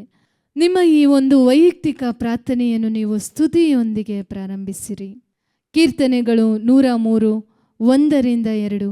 ಭಜಿಸು ನನ್ನ ಮನವೇ, ಭಜಿಸು ಪ್ರಭುವನು, ನನ್ನ ಅಂತರಂಗವೇ ಭಜಿಸು ಆತನನು. ಆತನು ಮಾಡಿದ ಒಂದೊಂದು ಉಪಕಾರಗಳನ್ನು ಮರೆಯದೆ ಆತನನ್ನು ಸ್ತುತಿಸಿರಿ. ಕೀರ್ತನೆಗಳು 34, 1 ದಾವೀದನು ಹೀಗೆಂದು ಹಾಡುತ್ತಾನೆ, ನನ್ನ ಬಾಯೊಳು ಇದೆ ನಿನ್ನ ಸ್ತುತಿ ದೇವರೇ, ಎಲ್ಲ ಕಾಲದೊಳು ನಾನು ನಿಮ್ಮನ್ನು ಸ್ತುತಿಸಿ ಆರಾಧಿಸುವೆನು. ನಾವು ನೋಡುತ್ತೇವೆ, ಸ್ವರ್ಗದಲ್ಲಿ ಸಿಂಹಾಸನ ರೂಢರಾಗಿರುವ ದೇವರನ್ನು ಕೋಟ್ಯಾನುಕೋಟಿ ದೂತರುಗಳು ಸ್ತುತಿಸುತ್ತಾ ಆರಾಧಿಸುತ್ತಾ ಇದ್ದರು. ಆಗ ಅಲ್ಲಿದ್ದ ಒಬ್ಬ ದೇವದೂತರಿಗೆ ಈ ಒಂದು ಸ್ತುತಿಯು, ದೇವರಿಗೆ ಸಲ್ಲತಕ್ಕ ಈ ಸ್ತುತಿಯು ನನಗೂ ಸಲ್ಲಬೇಕು, ದೇವರಂತೆ ನಾನು ಸಹ ಆಗಬೇಕು ಎಂಬ ಒಂದು ಕೆಟ್ಟ ಭಾವನೆ ಬಂದಿತು. ದೇವರಿಗೆ ಸರಿಸಮಾನ ಮಾಡಿಕೊಳ್ಳುವ ಈ ಮನಸ್ಸು ಸೈತಾನನದು. ದೇವರು ಆ ಕ್ಷಣವೇ ಅವನನ್ನು ಪಾತಾಳಕ್ಕೆ ದಬ್ಬಿಬಿಟ್ಟರು. ಎಲ್ಲಿ ದೇವರ ಸ್ತುತಿ ಇದೆಯೋ ಅಲ್ಲಿ ಸೈತಾನನು ನಿಲ್ಲಲು ಸಾಧ್ಯವಿಲ್ಲ. ನೀವು ಯೋಚಿಸಿ ನೋಡಿ, ಯಾರಾದರೂ ನಿಮಗೆ ಆಗದವರನ್ನು ಸ್ತುತಿಸುತ್ತಿರುವಾಗ ನೀವು ಅಲ್ಲಿ ನಿಂತುಕೊಳ್ಳಲು ಇಷ್ಟಪಡುತ್ತೀರಾ? ಈ ರೀತಿಯಾಗಿ ಇದನ್ನು ನಮ್ಮ ಜೀವಿತದಲ್ಲಿ ನಾವು ಯೋಚಿಸುವಾಗ, ನಾವು ನಮ್ಮ ದೇವರನ್ನು ಪ್ರೀತಿಸುವ, ದೇವರನ್ನು ಸ್ತುತಿಸುವಾಗ ಸೈತಾನನಿಗೆ ಅದನ್ನು ತಡೆದುಕೊಳ್ಳಲು ಸಾಧ್ಯವಿಲ್ಲ. ಆ ಕ್ಷಣವೇ ನಿಮ್ಮನ್ನು ಬಿಟ್ಟು ಅವನು ಓಡಿ ಹೋಗುತ್ತಾನೆ. ಸ್ತುತಿಸಲು ನಿಮಗೆ ಬಿಡುಗಡೆ ಉಂಟು. ರೋಗದಿಂದ ನಿಮಗೆ ಬಿಡುಗಡೆ, ಸೈತಾನನಿಂದ ನಿಮಗೆ ಬಿಡುಗಡೆ, ಅಶಾಂತಿಯಿಂದ ನಿಮಗೆ ಬಿಡುಗಡೆ. Hallelujah, hallelujah. ಸ್ತುತಿಸುವಾಗ ನಿಮ್ಮ ಜೀವಿತದ ಎಲ್ಲ ಗೋಡೆಗಳು ಬಿದ್ದು ಹೋಗುತ್ತವೆ. ನಿಮ್ಮ ವೈಯಕ್ತಿಕ ಪ್ರಾರ್ಥನೆಯನ್ನು ನೀವು ತಂದೆಯಾದ ದೇವರನ್ನು, ಯೇಸು ಕ್ರಿಸ್ತರನ್ನು, ಪರಿಶುದ್ಧಾತ್ಮರನ್ನು ಸ್ತುತಿಸುವುದರ ಮೂಲಕ ಪ್ರಾರಂಭಿಸಿರಿ. ಯೂದಾ ಕುಲದ ಸಿಂಹವೇ, ನಾನು ನಿಮ್ಮನ್ನು ಸ್ತುತಿಸುತ್ತೇನೆ. ಪ್ರೀತಿಯ ಯೇಸುವೆ, ಒಳ್ಳೆಯ ಕುರುಬರಾದ ಯೇಸುವೆ, ನಾನು ನಿಮ್ಮನ್ನು ಪ್ರೀತಿಸುತ್ತೇನೆ. ಜೀವಜಲದ ಬುಗ್ಗೆಯೇ, ನಾನು ನಿಮ್ಮನ್ನು ಸ್ತುತಿಸುತ್ತೇನೆ. ಆದಿಯೂ ಅಂತ್ಯವೂ, ಆಲ್ಫವೂ ಒಮೆಗವೂ ಆದ ಪ್ರೀತಿಯ ದೇವರೇ, ನಾನು ನಿಮ್ಮನ್ನು ಸ್ತುತಿಸುತ್ತೇನೆ. ಇಡೀ ಭೂಲೋಕವನ್ನು ಸೃಷ್ಟಿಸಿ ನನ್ನನ್ನು ಪ್ರೀತಿಸಿದ ದೇವರೇ, ನಾನು ನಿಮ್ಮನ್ನು ಸ್ತುತಿಸುತ್ತೇನೆ ಎಂಬುದಾಗಿ ಸ್ತುತಿಸುವ ಆ ಒಂದು ಸಿಂಹಾಸನದಲ್ಲಿ ನಮ್ಮ ದೇವಾದಿ ದೇವರನ್ನು ನೀವು ಸ್ವಾಗತಿಸಿರಿ. Hallelujah, hallelujah. ಹೀಗೆ ಸ್ತುತಿಸಿದ ನಂತರ ದೇವರನ್ನು ನಿಮ್ಮ ಹೃದಯ ಅಂತರಾಳದಿಂದ ಸಂಕೀರ್ತಿಸಿರಿ. ಎಫೆಸ್ಯರಿಗೆ ಬರೆದ 5ನೇ ಅಧ್ಯಾಯ 19ನೇ ವಚನ. ನಿಮ್ಮ ದೇವರನ್ನು ನೀವು ಹೃದಯ ಅಂತರಾಳದಿಂದ ಕೃತಜ್ಞತಾ ಸ್ತುತಿಯಿಂದ ಸಂಕೀರ್ತಿಸಿರಿ ಎಂಬುದಾಗಿ ಸಂತ ಪೌಲನು ಬರೆಯುತ್ತಾನೆ. ಕೀರ್ತನೆಗಳು 95ನೇ ಅಧ್ಯಾಯ 1ರಿಂದ 2ನೇ ವಚನ. ದೇವರನ್ನು ಸ್ತುತಿಸಿ ಆಡೋಣ, ಜಯಘೋಷ ಮಾಡೋಣ, ಸಂಕೀರ್ತಿಸೋಣ. ಆತನ ಸನ್ನಿಧಿಗೆ ನೀವು ಬನ್ನಿರಿ, ಹಾಡುತ್ತಾ ಪಾಡುತ್ತಾ. ನಮಗೆ ಸಂಕೀರ್ತಿಸಲು ಕಷ್ಟವಾದರೆ ಕೀರ್ತನೆಗಳನ್ನು ನಾವು ಗಮನಿಸೋಣ. ಕೀರ್ತನೆಯ 1-2 ಕೀರ್ತನೆಗಳನ್ನು ಹಾಡುತ್ತಾ ಓದುತ್ತಾ ದೇವರನ್ನು ನಾವು ಸಂಕೀರ್ತಿಸೋಣ. ಇಲ್ಲವೇ ನಾವು 1-2 ಹಾಡುಗಳನ್ನು ಕ್ಯಾಸೆಟ್ಗಳ ಮೂಲಕ ಹಾಕಿ ಅವರೊಂದಿಗೆ ಸೇರಿ ನಾವು ದೇವರನ್ನು ಆರಾಧಿಸೋಣ. ನಿನ್ನ ದೇವರನ್ನು ನೀನು ಪೂರ್ಣ ಹೃದಯದಿಂದಲೂ ಪೂರ್ಣ ಮನಸ್ಸಿನಿಂದಲೂ ಪೂರ್ಣ ಶಕ್ತಿಯಿಂದಲೂ ಆರಾಧಿಸು ಎಂಬುದಾಗಿ ದೇವರ ವಾಕ್ಯ ನುಡಿಯುತ್ತದೆ. ದೇವರನ್ನು ನೀವು ಹೃದಯ ಅಂತರಾಳದಿಂದ ಅವರ ಪ್ರೀತಿಯನ್ನು ನೆನೆಸಿ, ಅವರು ಮಾಡಿದ ಎಲ್ಲ ಉಪಕಾರಗಳನ್ನು ನೆನೆಸಿ ಸಂಕೀರ್ತಿಸಿರಿ. ಪವಿತ್ರಾತ್ಮ ಪ್ರೇರಿತವಾದ ಹಾಡುಗಳನ್ನು ಹಾಡುತ್ತಾ ದೇವರನ್ನು ನೀವು ಸಂಕೀರ್ತಿಸಿರಿ. ಹೀಗೆ ದೇವರನ್ನು ನೀವು ಸಂಕೀರ್ತಿಸಿದ ನಂತರ ದೇವರನ್ನು ನಿಮ್ಮ ಈ ಒಂದು ಸ್ತುತಿಯ ಸಂಕೀರ್ತನೆಯ ಸಿಂಹಾಸನದಲ್ಲಿ ನೀವು ಅವರನ್ನು ಆಸೀನರಾಗುವಂತೆ ಸ್ವಾಗತಿಸಿದ ನಂತರ ನಿಮ್ಮ ಜೀವಿತದ ಯುದ್ಧ ಭೂಮಿಗೆ ಹೋಗಲು ನಿಮ್ಮನ್ನೇ ನೀವು ಸಿದ್ಧಪಡಿಸಿಕೊಳ್ಳಿರಿ. ದೇವರು ನೀಡುವ ಪ್ರತಿಯೊಂದು ಶಸ್ತ್ರಾಸ್ತ್ರಗಳನ್ನು ನೀವು ಧರಿಸಿಕೊಳ್ಳಿರಿ. ಎಫೆಸ್ಯರಿಗೆ ಬರೆದ 6ನೇ ಅಧ್ಯಾಯ 12ನೇ ವಚನದಿಂದ ನಾವು ನೋಡುತ್ತೇವೆ. ಇಗೋ, ನಿಮ್ಮ ಯುದ್ಧವು ನರಮಾನವರೊಂದಿಗೆ ಅಲ್ಲ, ಭೂಲೋಕದಲ್ಲಿರುವ ದಿಗಂತ ಅಶುದ್ಧ ಅಶರೀರ ದುಷ್ಟಗಣಗಳ ವಿರುದ್ಧ, ಈ ಲೋಕದ ಅಧಿಪತಿಗಳ ಅಧಿಕಾರಿಗಳ ಅಂಧಕಾರದ ಶಕ್ತಿಯ ವಿರುದ್ಧ. ನಾವು ಯೋಚಿಸುತ್ತೇವೆ ನಮ್ಮ ಜೀವಿತದಲ್ಲಿರುವ ಶತ್ರುಗಳು ಮಾನವರು ಎಂಬುದಾಗಿ ಯೋಚಿಸುತ್ತೇವೆ. ನಾವು ಉದ್ಯೋಗ ಮಾಡುತ್ತಿರುವ ಸ್ಥಳಗಳಲ್ಲಿರುವ ಬಾಸ್ಗಳು ನಮ್ಮ ಶತ್ರುಗಳು ಎಂಬುದಾಗಿ ಯೋಚಿಸುತ್ತೇವೆ. ನಮ್ಮ ಗಂಡ ಹೆಂಡತಿ ಇಲ್ಲವೇ ನಮ್ಮ ತಂದೆ ತಾಯಿ ನಮ್ಮನ್ನು ಬೈದಾಗ ಇವರು ನಮ್ಮ ಶತ್ರುಗಳು ಎಂಬುದಾಗಿ ಯೋಚಿಸುತ್ತೇವೆ. ನಮ್ಮ ಸ್ನೇಹಿತರು ನಮ್ಮ ಮನಸ್ಸನ್ನು ನೋಯಿಸುವಾಗ ಇವರು ನಮ್ಮ ಶತ್ರುಗಳು ಎಂಬುದಾಗಿ ಯೋಚಿಸುತ್ತೇವೆ. ಅಲ್ಲವೇ ಅಲ್ಲ. ಅವರ ಮೂಲಕವಾಗಿ ಸೈತಾನನು ನಮ್ಮನ್ನು ಆಕ್ರಮಿಸುತ್ತಾನೆ. ನಮ್ಮ ಯುದ್ಧ ಅಂಧಕಾರ ಶಕ್ತಿಗಳ ವಿರುದ್ಧ. ಇದಕ್ಕೋಸ್ಕರ ನಿಮ್ಮನ್ನೇ ನೀವು ಆಧ್ಯಾತ್ಮಿಕ ಹೋರಾಟಕ್ಕೆ ಶಸ್ತ್ರಾಸ್ತ್ರಗಳನ್ನು ಧರಿಸಿಕೊಳ್ಳಿರಿ. ಪೌಲನ ನುಡಿಗಳಂತೆ ರಕ್ಷಣೆ ಎಂಬ ಶಿರಸ್ತ್ರಾಣವನ್ನು ಧರಿಸಿಕೊಂಡು, ಯೇಸುವೇ ಏಕೈಕ ರಕ್ಷಕ, ನಿನಗೋಸ್ಕರ ಪ್ರಾಣ ಕೊಟ್ಟು ನಿನ್ನನ್ನು ಸ್ವರ್ಗಕ್ಕೆ ಕರೆದೊಯ್ಯಲು ಬಂದ ಏಕೈಕ ರಕ್ಷಕ ಎಂಬುದಾಗಿ ವಿಶ್ವಾಸಿಸಿ, ಆ ರಕ್ಷಣೆ ಎಂಬ ಶಿರಸ್ತ್ರಾಣವನ್ನು ಧರಿಸಿಕೊಂಡು, ನೀತಿ ಎಂಬ ರಕ್ಷಕ ಕವಚವನ್ನು ತೊಟ್ಟುಕೊಂಡು, ಸತ್ಯವೆಂಬ ನಡುಕಟ್ಟನ್ನು ಕಟ್ಟಿಕೊಂಡು, ವಿಶ್ವಾಸವೆಂಬ ಗುರಾಣಿಯನ್ನು ಹಿಡಿದುಕೊಳ್ಳಿರಿ. ವಿಶ್ವಾಸವೆಂಬ ಗುರಾಣಿ ಸೈತಾನನು ಒಡ್ಡುವ ಸಕಲ ಅಗ್ನಿ ಬಾಣಗಳನ್ನು ಎದುರಿಸಲು ಬೇಕಾದಂಥ ವಿಶ್ವಾಸವೆಂಬ ಗುರಾಣಿ. ನಿಮಗೆ ನಿಮ್ಮ ದಿನದಲ್ಲಿ ಸೈತಾನನು ಯಾವೆಲ್ಲ ಅಗ್ನಿ ಬಾಣವನ್ನು ಹಾಕುತ್ತಾನೋ, ಓ ನೀನು ಯಾವುದಕ್ಕೂ ಬೇಡವಾಗಿದ್ದಿ, ನಿನ್ನನ್ನು ಯಾರೂ ಸಹ ಪ್ರೀತಿಸುವುದಿಲ್ಲ, ನಿನ್ನಿಂದ ಏನೂ ಸಹ ಆಗುವುದಿಲ್ಲ ಎಂಬ ಅಗ್ನಿ ಬಾಣಗಳನ್ನು ಹಾಕುವಾಗ, ನಿನಗೆ ಈ ಸಾಲಗಳು ಇವೆ, ಈ ಚಿಂತೆಗಳು ಇವೆ, ನಿನ್ನ ಮುಂದಿನ ಜೀವಿತ ಏನು ಎಂಬುದಾಗಿ ಅಗ್ನಿ ಬಾಣಗಳನ್ನು ಹಾಕುವಾಗ, ದೇವರ ವಾಗ್ದಾನಗಳನ್ನು ನೆನೆಸಿಕೊಂಡು ನೀವು ಅದನ್ನು ಎದುರಿಸಿರಿ. ಇಗೋ, ದೇವರ ವಾಕ್ಯ ಹೇಳ್ತದೆ, ಮಗನೇ ಮಗಳೇ, ನೀನು ನನಗೆ ಅತೀ ಅಮೂಲ್ಯಳು, ನಾನು ನಿನ್ನನ್ನು ಪ್ರೀತಿಸಿದೆನು ಶಾಶ್ವತ ಪ್ರೇಮದಿಂದ, ಅಚಲ ಪ್ರೇಮದಿಂದ, ನಿನ್ನನ್ನು ಆಕರ್ಷಿಸಿಕೊಂಡಿದ್ದೇನೆ ನಾನು ಅಚಲ ಪ್ರೀತಿಯಿಂದ. ಯೆರೆಮೀಯನಿಗೆ ಬರೆದ 31ನೇ ಅಧ್ಯಾಯ 3ನೇ ವಚನ. ಈ ವಾಗ್ದಾನವನ್ನು ನೀವು ವಿಶ್ವಾಸದಿಂದ ನೆನೆಸಿಕೊಂಡು ಉಚ್ಚರಿಸಿ ಹೇಳಿ. ಈ ರೀತಿಯಾಗಿ ವಿಶ್ವಾಸವೆಂಬ ನಿಮ್ಮ ಗುರಾಣಿಯಿಂದ ಈ ಎಲ್ಲ ಅಗ್ನಿ ಬಾಣಗಳನ್ನು ನೀವು ಎದುರಿಸಲು ಶಕ್ತಿಯುಳ್ಳರಾಗಿರಿ. 1 ಪೇತ್ರ 1ನೇ ಅಧ್ಯಾಯ 7ನೇ ವಚನ. ನಿಮ್ಮ ಚಿಂತೆಯನ್ನೆಲ್ಲ ಆತನ ಮೇಲೆ ಹಾಕಿರಿ, ಆತನು ನಿಮಗಾಗಿ ಚಿಂತಿಸುತ್ತಾನೆ. ಚಿಂತೆ ಬಂದಾಗಲೆಲ್ಲ, ಈ ಚಿಂತೆ ಎಂಬ ಅಗ್ನಿ ಬಾಣ ಬಂದಾಗಲೆಲ್ಲ ಈ ವಿಶ್ವಾಸದ ಗುರಾಣಿಯನ್ನು, ದೇವರ ವಿಶ್ವಾಸದ ವಾಗ್ದಾನವನ್ನು ಹಿಡಿದುಕೊಂಡು ಎದುರಿಸಿರಿ. Hallelujah, hallelujah. ಖಡ್ಗವೆಂಬ ದೇವರ ವಾಕ್ಯವನ್ನು ಕೈಯಲ್ಲಿ ಹಿಡಿದುಕೊಳ್ಳಿ. ನಾವು ನೋಡುತ್ತೇವೆ ಯೇಸು ಸ್ವಾಮಿ ಪ್ರಲೋಭನೆಗೆ ಒಳಗಾದಾಗ ಯಾವಾಗೆಲ್ಲ ಸೈತಾನನು ಒಂದು ಶೋಧನೆಯನ್ನು ಕೊಡುತ್ತಾನೋ ಯೇಸುವು ದೇವರ ವಾಕ್ಯದೊಂದಿಗೆ ಅದನ್ನು ಎದುರಿಸುತ್ತಾರೆ. ಯಾವಾಗಲೆಲ್ಲ ನಿಮಗೆ ಶೋಧನೆಗಳು ಬರುತ್ತವೋ ದೇವರ ವಾಕ್ಯವನ್ನು ನೀವು ಉಪಯೋಗಿಸಿರಿ. Hallelujah, hallelujah. ಶ್ರದ್ಧೆ ಎಂಬ ಪಾದರಕ್ಷೆಯನ್ನು ತೊಟ್ಟುಕೊಂಡು ನಿಮ್ಮ ಯುದ್ಧವನ್ನು ಹೋರಾಡಲು ಎಲ್ಲ ಶಸ್ತ್ರಾಸ್ತ್ರಗಳನ್ನು ಧರಿಸಿಕೊಂಡು ಯೇಸುವೇ ಪರಿಶುದ್ಧಾತ್ಮರೇ ನಿಮ್ಮ ಪ್ರೀತಿಯಿಂದ ನನ್ನನ್ನು ತುಂಬಿಸಿರಿ ಎಂಬುದಾಗಿ ನಮ್ಮನ್ನೇ ನಾವು ದೇವರಿಗೆ ಸಂಪೂರ್ಣವಾಗಿ ಸಮರ್ಪಿಸಿ ಅವರ ಶಸ್ತ್ರಾಸ್ತ್ರಗಳನ್ನು ಧರಿಸಿಕೊಂಡು ನಮ್ಮ ಯುದ್ಧಕ್ಕೆ ನಾವು ಸಿದ್ಧರಾಗೋಣ. ನಾಲ್ಕನೆಯದಾಗಿ ನಮ್ಮನ್ನೇ ನಾವು ಸಮರ್ಪಿಸಿಕೊಳ್ಳುವುದು. ರೋಮನರಿಗೆ ಬರೆದ 12ನೇ ಅಧ್ಯಾಯ 1ನೇ ವಚನ ನುಡಿಯುತ್ತದೆ. ಪೌಲನು ತಿಳಿಸುತ್ತಾನೆ, ನಿಮ್ಮನ್ನೇ ನೀವು ಸಜೀವವಾದ ದೇವರಿಗೆ ಮೆಚ್ಚುಗೆಯಾದ ಮೀಸಲಾದ ಸಜೀವ ಬಲಿಯಾಗಿ ಸಮರ್ಪಿಸಿಕೊಳ್ಳಿರಿ. ಯೇಸುವೇ ನಿಮ್ಮ ಚಿತ್ತ, ದೇವರೇ ನಿಮ್ಮ ಚಿತ್ತ ನನ್ನ ಜೀವಿತದಲ್ಲಿ ನೆರವೇರಲಿ. ಮತ್ತಾಯನು ಬರೆದ 26ನೇ ಅಧ್ಯಾಯ 42ನೇ ವಚನ. ಯೇಸು ಸ್ವಾಮಿ ಜೆಸ್ತಮನಿ ತೋಪಿನಲ್ಲಿ ಹೇಳುತ್ತಾರೆ, ತಂದೆಯೇ ನನ್ನ ಚಿತ್ತವಲ್ಲ ನಿಮ್ಮ ಚಿತ್ತ ನೆರವೇರಲಿ.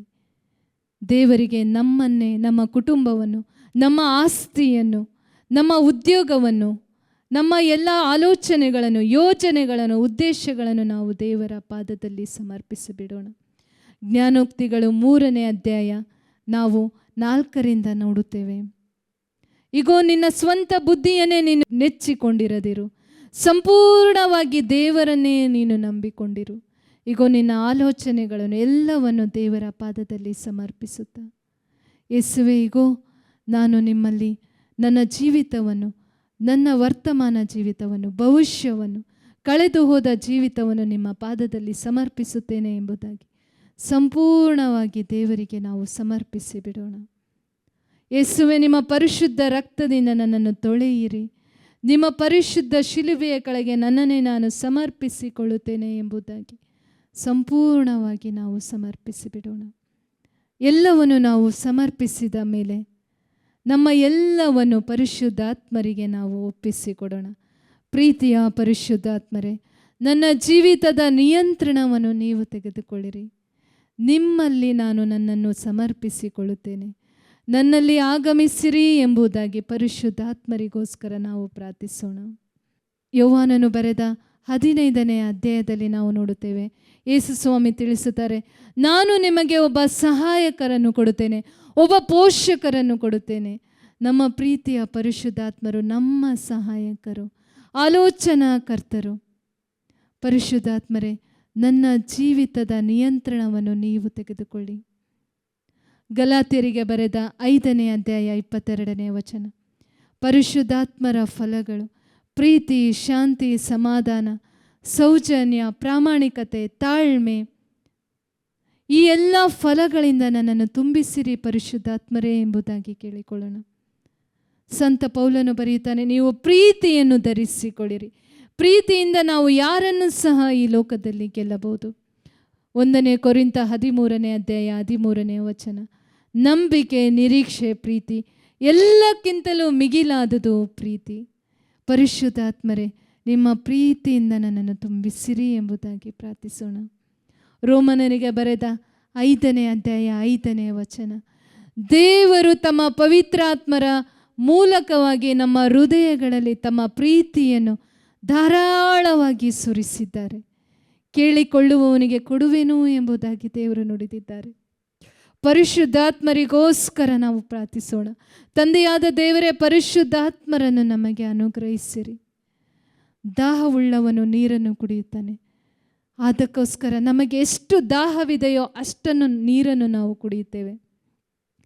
ದಾಹವುಳ್ಳವನಿಗೆ ನೀರಿನ ಬೆಲೆ ಗೊತ್ತು. ನೀವು ಯೋಚಿಸಿ ನೋಡಿ, ಬಿಸಿಲಿನ ಒಂದು ಸ್ಥಳಗಳಲ್ಲಿ ಹೊಲದಲ್ಲಿ ಕೆಲಸ ಮಾಡುವವರಿಗೆ ಮಧ್ಯಾಹ್ನ ಆ ನಡು ಬಿಸಿಲಿನಲ್ಲಿ ನೀರಿಗಾಗಿ ಅವರು ದಾಹಿಸುತ್ತಿರುತ್ತಾರೆ.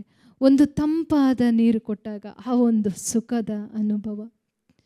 ನೀನು ಇದೇ ಒಂದು ದಾಹದಿಂದಾಗಿ, ಈ ದಾಹದಿಂದ ಅಂತರಾಳದಿಂದ ನೀನು ಪರಿಶುದ್ಧಾತ್ಮರಿಗೋಸ್ಕರ ಕರೆಯುವಾಗ ಪರಿಶುದ್ಧಾತ್ಮರಿಂದ ನೀನು ತುಂಬಿಸಲ್ಪಡುತ್ತಿ. ಪರಿಶುದ್ಧಾತ್ಮರು ಒಂದು ಶಕ್ತಿಯಲ್ಲ, ತ್ರಯೇಕ ದೇವರ ಮೂರನೆಯ ವ್ಯಕ್ತಿ. ಅವರೊಂದಿಗೆ ಒಂದು ಅನ್ಯೋನ್ಯತೆಯನ್ನು ಬೆಳೆಸಿಕೊಳ್ಳಿರಿ, ಪ್ರೀತಿಯನ್ನು ಬೆಳೆಸಿಕೊಳ್ಳಿರಿ. ಪ್ರತಿ ಕ್ಷಣ, ಪ್ರತಿ ದಿನದಲ್ಲಿ 100 ಬಾರಿಯಾದರೂ ನಿಮಗೆ ಯಾವಾಗ ಬೇಕೋ ಆವಾಗ, ಪರಿಶುದ್ಧಾತ್ಮರೇ ನನಗೆ ಸಹಾಯ ಮಾಡಿ, ಪರಿಶುದ್ಧಾತ್ಮರೇ ನಿಮ್ಮ ಪ್ರೀತಿಯಿಂದ ನನ್ನನ್ನು ತುಂಬಿಸಿರಿ, ಪರಿಶುದ್ಧಾತ್ಮರೇ ನಾನು ನಿಮ್ಮನ್ನು ಪ್ರೀತಿಸುತ್ತೇನೆ ಎಂಬುದಾಗಿ ನೀವು ಸಂಭಾಷಿಸುತ್ತಾ ಇರಿ. ಪರಿಶುದ್ಧಾತ್ಮರು ಸಕ್ರಿಯವಾಗಿ ನಿಮ್ಮ ನಿಯಂತ್ರಣವನ್ನು ತೆಗೆದುಕೊಳ್ಳುತ್ತಾರೆ. Hallelujah, hallelujah, hallelujah. ರೋಮನರಿಗೆ ಬರೆದ 8ನೇ ಅಧ್ಯಾಯ 26ನೇ ವಚನದಿಂದ ನಾವು ನೋಡುತ್ತೇವೆ, ನಾವು ಏನು ಪ್ರಾರ್ಥಿಸಬೇಕು ಎಂಬುದಾಗಿ, ಯಾವುದಕ್ಕಾಗಿ ಪ್ರಾರ್ಥಿಸಬೇಕು ಎಂಬುದಾಗಿ ನಮಗೆ ತಿಳಿಯದು.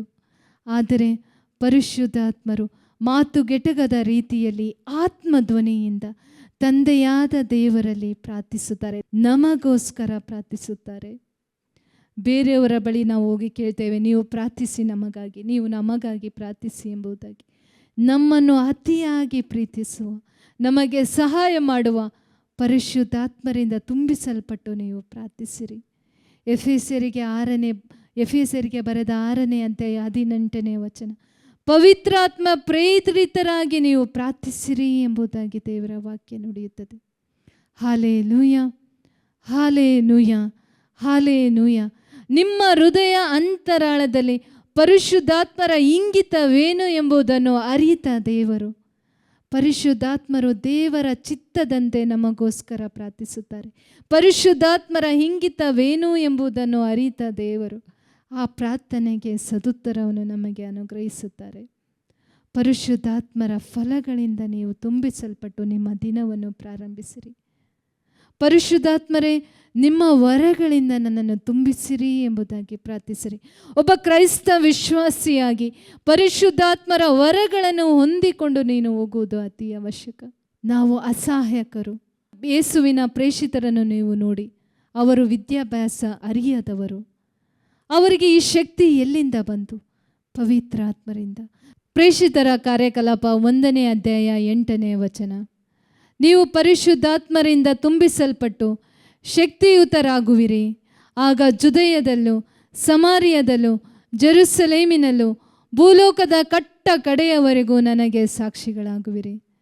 ಪರಿಶುದ್ಧಾತ್ಮರಿಂದ ನೀವು ತುಂಬಿಸಲ್ಪಟ್ಟು ನಿಮ್ಮ ಕುಟುಂಬದಲ್ಲೂ, ನಿಮ್ಮ ಮನೆಯಲ್ಲೂ, ನಿಮ್ಮ ಸುತ್ತಮುತ್ತಲಿರುವ ಊರಿನಲ್ಲೂ, ಇಡೀ ಭೂಲೋಕದ ಕಟ್ಟ ಕಡೆಯವರೆಗೂ ನೀವು ದೇವರಿಗೆ ಸಾಕ್ಷಿಗಳಾಗಿರಿ. ಪರಿಶುದ್ಧಾತ್ಮರೇ ನಿಮ್ಮ ವರಗಳಿಂದ ನನ್ನನ್ನು ತುಂಬಿಸಿರಿ. ನಿಮ್ಮ ಜ್ಞಾನದಿಂದ, ವಿವೇಚನದ ಆತ್ಮದಿಂದ, ಅನ್ಯ ಭಾಷೆಯ ವರದಿಂದ ತುಂಬಿಸಿರಿ ಎಂಬುದಾಗಿ 1 ಕೊರಿಂಥ 14ನೇ ವಚನದಲ್ಲಿ ನಾವು ನೋಡುತ್ತೇವೆ. ಅನ್ಯ ಭಾಷೆ ಆಡುವವನು ದೇವರೊಡನೆ ಸಂಭಾಷಿಸುತ್ತಾನೆ, ಸ್ವರ್ಗದ ಭಾಷೆಯನ್ನು ಸಂಭಾಷಿಸುತ್ತಾನೆ. ಪವಿತ್ರಾತ್ಮ ಪ್ರೇರಿತನಾಗಿ ಅವನು ಪ್ರಾರ್ಥಿಸುವುದರಿಂದ ಏನು ಮಾತನಾಡುತ್ತಿರುವಿನೋ ಎಂಬುದು ಯಾರಿಗೂ ಸಹ ಆ ಭಾಷೆಯ ಅರ್ಥ ತಿಳಿದಿಲ್ಲ. ಅನ್ಯ ಭಾಷೆ ಆಡುವವನು ತನ್ನನ್ನೇ ತಾನು ಅಭಿವೃದ್ಧಿಗೊಳಿಸಿಕೊಳ್ಳುತ್ತಾನೆ. ಅನ್ಯ ಭಾಷೆ ನಿಮ್ಮನ್ನು ಉತ್ಸಾಹಗೊಳಿಸುತ್ತದೆ, ಆನಂದವನ್ನು ನಿಮಗೆ ತರುತ್ತದೆ, ನಿಮ್ಮ ಆತ್ಮವನ್ನು ಅಭಿವೃದ್ಧಿಗೊಳಿಸುತ್ತದೆ. ಪರಿಶುದ್ಧಾತ್ಮರ ವರಗಳಿಗಾಗಿ ಆಸೆ ಪಟ್ಟು ನೀವು ಕೇಳಿರಿ. ಪರಿಶುದ್ಧಾತ್ಮರೇ ನಿಮ್ಮ ಅನ್ಯ ಭಾಷೆಯ ವರದಿಂದ, ದೇವರೊಂದಿಗೆ ಮಾತನಾಡುವ ಆ ವರದಿಂದ ನನ್ನನ್ನು ತುಂಬಿಸಿರಿ ಎಂಬುದಾಗಿ. ಯಾರಿಗೆಲ್ಲ ಅನ್ಯ ಭಾಷೆಯ ವರವಿದೆಯೋ ಪ್ರತಿದಿನ ಕನಿಷ್ಠ ಪಕ್ಷ 15 ನಿಮಿಷ, ಅರ್ಧ ತಾಸಾದರೂ ಅನ್ಯ ಭಾಷೆಯೊಂದಿಗೆ ನೀವು ಪ್ರಾರ್ಥಿಸಲು ಪ್ರಯತ್ನಿಸಿರಿ. ಈಗೋ ನಿಮ್ಮ ಸಮಸ್ಯೆಗಳು ಕ್ಷಣ ಕ್ಷಣ ನಿಮಗೆ ಪರಿಹಾರವಾಗಲು ಪ್ರಾರಂಭಿಸುತ್ತದೆ. ಅನ್ಯ ಭಾಷೆ ನಿಮ್ಮನ್ನು ಸಮೃದ್ಧಿಗೊಳಿಸುತ್ತದೆ, ನಿಮ್ಮ ಆತ್ಮವನ್ನು ಅಭಿವೃದ್ಧಿಗೊಳಿಸಿ ಆಧ್ಯಾತ್ಮಿಕವಾಗಿ ಬೆಳೆಯಲು ನಿಮಗೆ ಸಹಾಯ ಮಾಡುತ್ತದೆ. ನೀವು ಯಾರ ಬಳಿಯೂ ಸಹ ಸಲಹೆಗಾಗಿ ಹೋಗುವುದು ಬೇಕಾಗುವುದಿಲ್ಲ. ಬೈಬಲ್ ವಾಕ್ಯನ ವಿವರಗಳು ಪರಿಶುದ್ಧಾತ್ಮರು ನಿಮಗೆ ತಿಳಿಸಿಕೊಡುತ್ತಾರೆ. ಪ್ರೀತಿಯ ಪರಿಶುದ್ಧಾತ್ಮರಿಂದ ತುಂಬಿಸಲ್ಪಡಿರಿ. ಮೊದಲನೆಯದಾಗಿ ಪುನಃ ನಾನು ಈ 5 ಅಂಶಗಳನ್ನು ನಿಮ್ಮಲ್ಲಿ ಪುನರಾವರ್ತಿಸುತ್ತೇನೆ. ಮೊದಲನೆಯದಾಗಿ ಸ್ತುತಿಯೊಂದಿಗೆ ನಿಮ್ಮ ಪ್ರಾರ್ಥನೆಯನ್ನು ಆರಂಭಿಸಿ ದೇವರನ್ನು ಹೃದಯ ಅಂತರಾಳದಿಂದ ಸಂಕೀರ್ತಿಸಿರಿ. 2ನೇ ಅಂಶ. 3ನೇ ಅಂಶ, ಆಧ್ಯಾತ್ಮಿಕ ಹೋರಾಟಕ್ಕೆ ದೇವರು ಕೊಡುವ ಶಸ್ತ್ರಾಸ್ತ್ರಗಳನ್ನು ನೀವು ಧರಿಸಿಕೊಳ್ಳಿ. 4ನೇ ವಿಷಯ, ನಿಮ್ಮನ್ನೇ ಸಜೀವ ಬಲಿಯಾಗಿ ದೇವರಿಗೆ ಸಮರ್ಪಿಸಿಕೊಳ್ಳಿರಿ. 5ನೇ ವಿಷಯ, ಪರಿಶುದ್ಧಾತ್ಮರಿಗೋಸ್ಕರ ಪರಿಶುದ್ಧಾತ್ಮರಿಂದ ನೀವು ತುಂಬಿಸಲ್ಪಡಿರಿ. ಪರಿಶುದ್ಧಾತ್ಮರಿಂದ ತುಂಬಿಸಲ್ಪಟ್ಟ ನಂತರ, ದೇವರೇ, ಈ ದಿನದಲ್ಲಿ, ಇಂದಿನ ದಿನದಲ್ಲಿ ನಾನು ಮಾಡಿದ ಎಲ್ಲ ಪಾಪಗಳಿಗಾಗಿ ನಾನು ಕ್ಷಮೆ ಯಾಚಿಸುತ್ತೇನೆ ಎಂಬುದಾಗಿ ದೇವರಲ್ಲಿ ಕ್ಷಮೆ ಯಾಚಿಸಿರಿ. ನಿಮ್ಮ ಶರೀರದಲ್ಲಿ, ಮನಸ್ಸಿನಲ್ಲಿ, ಮಾತಿನ ಮೂಲಕ, ಕ್ರಿಯೆಗಳ ಮೂಲಕ, ನಿಮ್ಮ ನಿರ್ಧಾರದ ಮೂಲಕ, ಪರಿಶುದ್ಧಾತ್ಮರ ಪ್ರೇರಣೆಯನ್ನು ನೀವು ಅನುಸರಿಸದೆ ನಡೆಯದ ಎಲ್ಲ ವಿಷಯಗಳಿಗಾಗಿ ದೇವರಲ್ಲಿ ನೀವು ಕ್ಷಮೆ ಯಾಚಿಸಿರಿ. ಇಬ್ರಿಯರಿಗೆ ಬರೆದ 12ನೇ ಅಧ್ಯಾಯ 14ನೇ ವಚನ, ಪರಿಶುದ್ಧತೆ ಇಲ್ಲದೆ ದೇವರನ್ನು ಕಾಣಲು ಸಾಧ್ಯವಿಲ್ಲ. ಪರಿಶುದ್ಧತೆ ಅತಿ ಅವಶ್ಯಕ. ಪ್ರತಿದಿನ ನೀವು ಹೇಗೆ ಸ್ನಾನ ಮಾಡಿಕೊಳ್ಳುತ್ತೀರೋ, ಶರೀರವನ್ನು, ದೇಹವನ್ನು, ನಿಮ್ಮ ದೇಹವನ್ನು ಪರಿಶುದ್ಧವಾಗಿ ಇಟ್ಟುಕೊಳ್ಳುತ್ತೀರೋ, ಹಾಗೆ ಪ್ರತಿದಿನ ನಿಮ್ಮ ಪಾಪಗಳಿಗಾಗಿ ಕಣ್ಣೀರಿಡುತ್ತಾ, ಯೇಸುವೆ ನನ್ನನ್ನು ಕ್ಷಮಿಸಿರಿ ಎಂಬುದಾಗಿ ಪ್ರಾರ್ಥಿಸಿರಿ. ಯೆಶಾಯನ ಗ್ರಂಥ 59ನೇ ಅಧ್ಯಾಯದಲ್ಲಿ ನಾವು ನೋಡುತ್ತೇವೆ, ನಿನ್ನನ್ನು ರಕ್ಷಿಸಲಾರದಂತೆ ನನ್ನ ಕೈ ಮೂಟುಗೈಯಲ್ಲ, ನನ್ನ ಕಿವಿ ಕಿವುಡಲ್ಲ, ಬದಲಾಗಿ ನಿನ್ನ ಅಪರಾಧಗಳೇ ನನ್ನ ಮತ್ತು ನಿನ್ನ ನಡುವೆ ಗೋಡೆಯಂತೆ ನಿಂತುಕೊಂಡಿದೆ. ಯೇಸುವೆ, ನಿಮ್ಮ ಪರಿಶುದ್ಧ ರಕ್ತದಿಂದ ನನ್ನನ್ನು ತೊಳೆದು ಶುದ್ಧೀಕರಿಸಿರಿ ಎಂಬುದಾಗಿ ಪ್ರಾರ್ಥಿಸಿರಿ. ದೇವರ ವಾಕ್ಯ ನುಡಿಯುತ್ತದೆ, ನಿಮ್ಮ ಪಾಪಗಳು ಕಡು ಕೆಂಪಾಗಿದ್ದರೂ ಹಿಮದಂತೆ ಅವು ಬೆಳ್ಳಗಾಗುವವು. ಯಾರೆಲ್ಲ ತಾನು ಪಾಪಿ ಎಂಬುದಾಗಿ ಒಪ್ಪಿಕೊಳ್ಳುತ್ತಾನೋ, ದೇವರು ಅವನನ್ನು ಕ್ಷಮಿಸಿ ಎಲ್ಲ ಅನೀತಿ ಅಧರ್ಮಗಳಿಂದ ಬಿಡಿಸಿ ಅವನನ್ನು ಶುದ್ಧೀಕರಿಸುತ್ತಾರೆ. ಉದಾಹರಣೆಗೆ ನಾನು ಒಂದು ಉದಾಹರಣೆಯನ್ನು ನಿಮ್ಮೊಡನೆ ಹಂಚಿಕೊಳ್ಳುತ್ತೇನೆ. ನೀವು ಗಮನಿಸಿರುತ್ತೀರಾ, ಒಬ್ಬ ಭಿಕ್ಷುಕ ಒಂದು ಅಸ್ವಚ್ಛವಾದ ಸ್ಥಳದಲ್ಲಿ ಕುಳಿತುಕೊಂಡಿರುವುದನ್ನು. ಎಷ್ಟೋ ದಿನಗಳಿಂದ ಅವನು ಸ್ನಾನ ಮಾಡದೆ ಅವನ ಕೂದಲೆಲ್ಲ ಒಂದು ದುರ್ವಾಸನೆ ಹೊಡೆಯುತ್ತಿರುತ್ತದೆ. ಅವನಿಗೆ ಅದರ ಅರಿವೇ ಇರುವುದಿಲ್ಲ. ಯಾಕಾಗಿ? ಅವನು ಪ್ರತಿದಿನ ಸ್ನಾನ ಮಾಡುವುದಿಲ್ಲ. ಅವನ ಬಳಿ ನಿಮಗೆ ಕುಳಿತುಕೊಳ್ಳಲು ಸಾಧ್ಯವಾಗುತ್ತದೆಯೋ? ಯಾಕಾಗಿ ಆಗುವುದಿಲ್ಲ? ಪ್ರತಿದಿನ ನೀವು ನಿಮ್ಮ ಶರೀರವನ್ನು ಸ್ನಾನ ಮಾಡುವುದರ ಮೂಲಕ ಸ್ವಚ್ಛವಿಟ್ಟುಕೊಳ್ಳುತ್ತೀರಿ. ಇದೇ ರೀತಿಯಾಗಿ ನಿಮ್ಮ ಹೃದಯವನ್ನು ನೀವು ಸ್ನಾನ ಮಾಡದೆ, ಸ್ವಚ್ಛ ಮಾಡಿಕೊಳ್ಳದೇ ಇರದೇ ಇದ್ದರೆ, ಪರಿಶುದ್ಧರಾದ ದೇವರು, ಪರಿಶುದ್ಧತೆಯಲ್ಲಿರುವ ಯೇಸುವು, ಪರಿಶುದ್ಧರಾದ ಪರಿಶುದ್ಧಾತ್ಮರು ನಿಮ್ಮ ಹೃದಯದ ಬಳಿ ಬರಲು ಅವರಿಗೆ ಸಾಧ್ಯವಾಗುವುದಿಲ್ಲ. ಅದಕ್ಕೋಸ್ಕರ ನಿಮ್ಮ ಹೃದಯದಿಂದ ಪಶ್ಚಾತ್ತಾಪಪಟ್ಟು ಎಲ್ಲ ಪಾಪಗಳಿಗಾಗಿ ದೇವರಲ್ಲಿ ಕ್ಷಮೆ ಯಾಚಿಸಿರಿ. ಬೇಕೆಂದು ಮಾಡಿದ ಪಾಪಗಳು, ಗೊತ್ತಿಲ್ಲದೆ ಮಾಡಿದ ಪಾಪಗಳು, ಯೋಚನೆಗಳಿಂದ ಮಾಡಿದ ಪಾಪಗಳು, ಎಲ್ಲ ಪಾಪಕ್ಕೋಸ್ಕರ ದೇವರಲ್ಲಿ ಕ್ಷಮೆ ಯಾಚಿಸಿ ನಿಮ್ಮನ್ನೇ ನೀವು ಶುದ್ಧೀಕರಿಸಿಕೊಳ್ಳಿ. 6ನೆಯ ವಿಷಯ, ನಮ್ಮನ್ನೇ ನಾವು ಶುದ್ಧೀಕರಿಸಿಕೊಂಡ ನಂತರ 7ನೆಯ ವಿಷಯ, ದೇವರು ನಿಮ್ಮನ್ನು ಕ್ಷಮಿಸಿದಂತೆ ಇತರರನ್ನು ಸಹ ನೀವು ಕ್ಷಮಿಸಿರಿ. ಕಲ್ವಾರಿ ಶಿಲುಬೆಯಲ್ಲಿ ಯೇಸು ಸ್ವಾಮಿ ತಮಗೆ ಕಷ್ಟ ಕೊಟ್ಟ ಶತ್ರುಗಳನ್ನು ನೋಡಿ, ತಂದೆಯೇ, ಇವರೇನು ಮಾಡುತ್ತಿರುವರೋ ಇವರು ಅರಿಯರು, ಇವರನ್ನು ಕ್ಷಮಿಸಿ ಎಂಬುದಾಗಿ ನುಡಿದರು. ಅವರಂತೆಯೇ ಅವರ ಮಕ್ಕಳಾದ ನಾವು ನಮ್ಮ ಮನಸ್ಸನ್ನು ನೋಯಿಸಿದ, ನಮ್ಮ ಹೆಸರನ್ನು ಕೆಡಿಸಿದ, ನಮ್ಮ ವಿರುದ್ಧವಾಗಿ ಮಾತನಾಡಿದ ಎಲ್ಲ ಜನರನ್ನು, ನಮಗೆ ಅನ್ಯಾಯ ಮಾಡಿದ ಎಲ್ಲ ಜನರನ್ನು ದೇವರಿಗೋಸ್ಕರ ಕ್ಷಮಿಸಿ ಬಿಡೋಣ. ಹಾಲೆಲೂಯ. ಒಂದು ವೇಳೆ ನಿಮಗೆ ಕ್ಷಮಿಸಲು ಕಷ್ಟವಾಗಿದ್ದರೆ, ಪರಿಶುದ್ಧಾತ್ಮರೇ, ನಿಮ್ಮ ಕೃಪೆಯಿಂದ, ಪ್ರೀತಿಯಿಂದ ನನ್ನನ್ನು ತುಂಬಿಸಿ ಆ ವ್ಯಕ್ತಿಯನ್ನು ಕ್ಷಮಿಸಲು ನನಗೆ ಕೃಪೆ ನೀಡಿ ಎಂಬುದಾಗಿ ಪ್ರಾರ್ಥಿಸಿರಿ. ಕ್ಷಮಿಸದೇ ಇರುವುದು ನಮಗೆ ಕ್ಷಯ ರೋಗವನ್ನು ತರುತ್ತದೆ. ಒಂದು ಉದಾಹರಣೆ ಹೇಳುತ್ತೇನೆ, ನೀವು ಯೋಚಿಸಿ ನೋಡಿ. ನೀವು ವಿಷವನ್ನು ಕುಡಿದು ನಿಮ್ಮ ಪಕ್ಕದ ಮನೆಯವರು ಸಾಯಬೇಕು ಎಂಬುದಾದರೆ ಅದು ಹೇಗೆ ತಾನೇ ಸಂಭವಿಸುತ್ತದೆ? ಹಾಗಾದರೆ ನೀವು ಕ್ಷಮಿಸದೇ ಇದ್ದರೆ ವಿಷವನ್ನು ಕುಡಿಯುವವರು ನೀವಾಗಿದ್ದೀರಿ, ಸಾಯುವವರು ಯಾರು? ನೀವೇ ಆಗಿದ್ದೀರಿ. ಅದಕ್ಕೋಸ್ಕರ ದೇವರ ಕೃಪೆಯಿಂದ, ದೇವರ ಸಹಾಯದಿಂದ ಸಂಪೂರ್ಣವಾಗಿ ಕ್ಷಮಿಸಿಬಿಡಿ. ನಿನ್ನೆ ಮನಸ್ಸು ನೋಯಿಸಿದವರನ್ನು ಹಿಂದೆ ನೀವು ಕ್ಷಮಿಸಿರಿ. ಏಕೆಂದರೆ ಅದನ್ನು ಹಾಗೇ ಇಡುತ್ತಾ ಹೋದರೆ ಅದು ಬೆಳೆಯುತ್ತಾ ಬೆಳೆಯುತ್ತಾ ನಿಮಗೆ ಕ್ಷಮಿಸಲಾರದಷ್ಟು ಮಟ್ಟಕ್ಕೆ ಏರಿ ಹೋಗುತ್ತದೆ. ಪ್ರತಿದಿನ ಹಿಂದಿನ ದಿನ ನೋಯಿಸಿದ ಎಲ್ಲರನ್ನು ಯೇಸು ಕ್ರಿಸ್ತರ ಕೃಪೆಯಿಂದ, ಪರಿಶುದ್ಧಾತ್ಮರ ಸಹಾಯದಿಂದ ಸಂಪೂರ್ಣವಾಗಿ ಕ್ಷಮಿಸಿಬಿಡಿರಿ. ಪರರ ತಪ್ಪುಗಳನ್ನು ಕ್ಷಮಿಸಿದಂತೆಯೇ ನಿಮ್ಮ ತಪ್ಪುಗಳನ್ನು ಕ್ಷಮಿಸಲಾಗುವುದು ಎಂಬುದಾಗಿ ದೇವರ ವಾಕ್ಯ ನುಡಿಯುತ್ತದೆ. ಸಂಪೂರ್ಣವಾಗಿ ಈಗ ಕ್ಷಮಿಸಿದ ನಂತರ ಇಗೋ ದೇವರ ಸನ್ನಿಧಿಯಲ್ಲಿ ಪರಿಶುದ್ಧ ದೇವರೊಂದಿಗೆ, ಪರಿಶುದ್ಧ ಮಕ್ಕಳಾಗಿ ಪ್ರೀತಿಯ ಸಂಭಾಷಣೆ ಮಾಡುವ ಸಮಯ. ದೇವರ ಸನ್ನಿಧಾನದಲ್ಲಿ ಕುಳಿತು ದೇವರೊಂದಿಗೆ ನೀವು ಸಂಭಾಷಿಸಿರಿ. ನಿಮಗೆ ಏನೆಲ್ಲ ಹೇಳಲಿಕ್ಕಿದೆಯೋ ದಿನದಲ್ಲಿ ನಡೆದ ಸಂಗತಿಗಳನ್ನು ದೇವರೊಂದಿಗೆ ನೀವು ಸಂಭಾಷಿಸಿರಿ.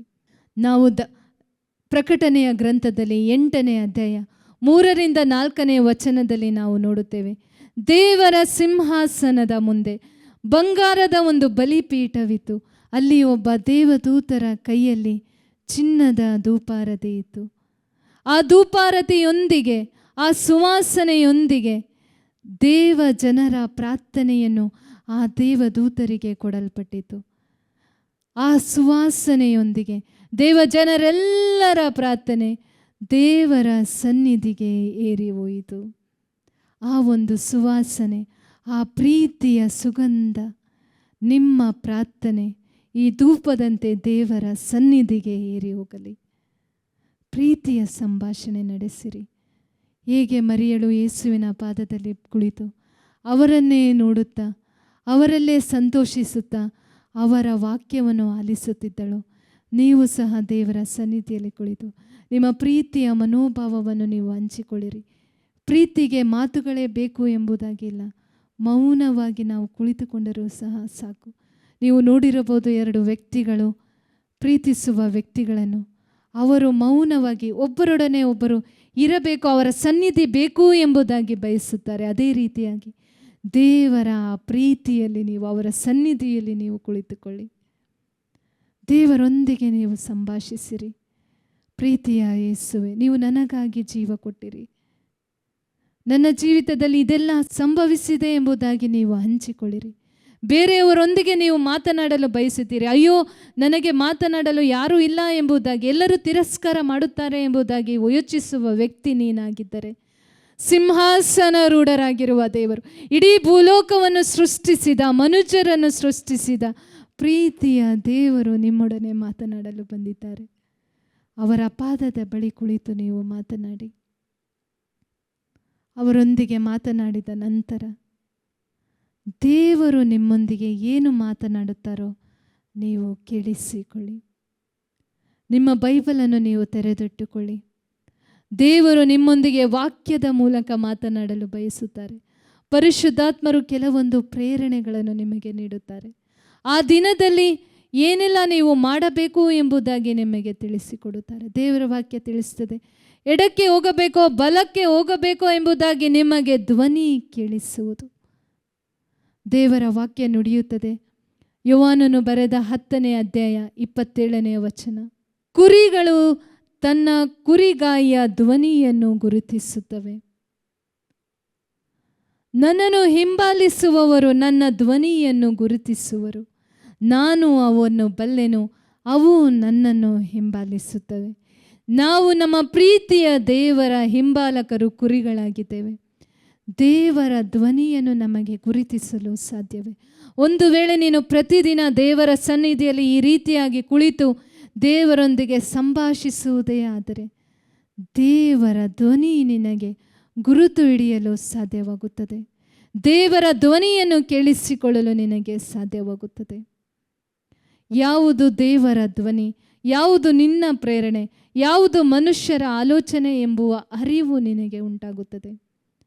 ನಾವು ಸಣ್ಣ ಮಕ್ಕಳಿರುವಾಗ ನಮ್ಮ ತಾತ ಅಜ್ಜಂದಿರ ಒಂದು ತೋಟಕ್ಕೆ, ಹೊಲಕ್ಕೆ ಹೋಗುತ್ತಿದ್ದೆವು. ಅಲ್ಲಿ ಎಷ್ಟೊಂದು ಕುರಿಗಳಿದ್ದವು. ಅವುಗಳನ್ನು ನಾವು ಕರೆಯುತ್ತಿದ್ದೆವು, ನಮ್ಮ ಹಿಂದೆ ಬನ್ನಿ ಬನ್ನಿ ಎಂಬುದಾಗಿ ಅನೇಕ ಚಿಹ್ನೆಗಳನ್ನು ಮಾಡಿ. ಆದರೆ ಒಂದು ಕುರಿ ಸಹ ನಮ್ಮನ್ನು ಹಿಂಬಾಲಿಸುತ್ತಿರಲಿಲ್ಲ. ಆದರೆ ಅದನ್ನು ಮೇಯಿಸುವ ವ್ಯಕ್ತಿಯು ಕೆಲವೊಂದು ಸನ್ನೆಗಳನ್ನು ಮಾಡಿದ ತಕ್ಷಣವೇ ಆ ಕುರಿಗಳು ಅವನ ಹಿಂದೆ ಓಡಿ ಹೋಗುತ್ತಿದ್ದವು. ಯಾಕಾಗಿ ಹೋಗುತ್ತಿದ್ದವು? ನಮ್ಮ ಹಿಂದೆ ಯಾಕಾಗಿ ಬರಲಿಲ್ಲ?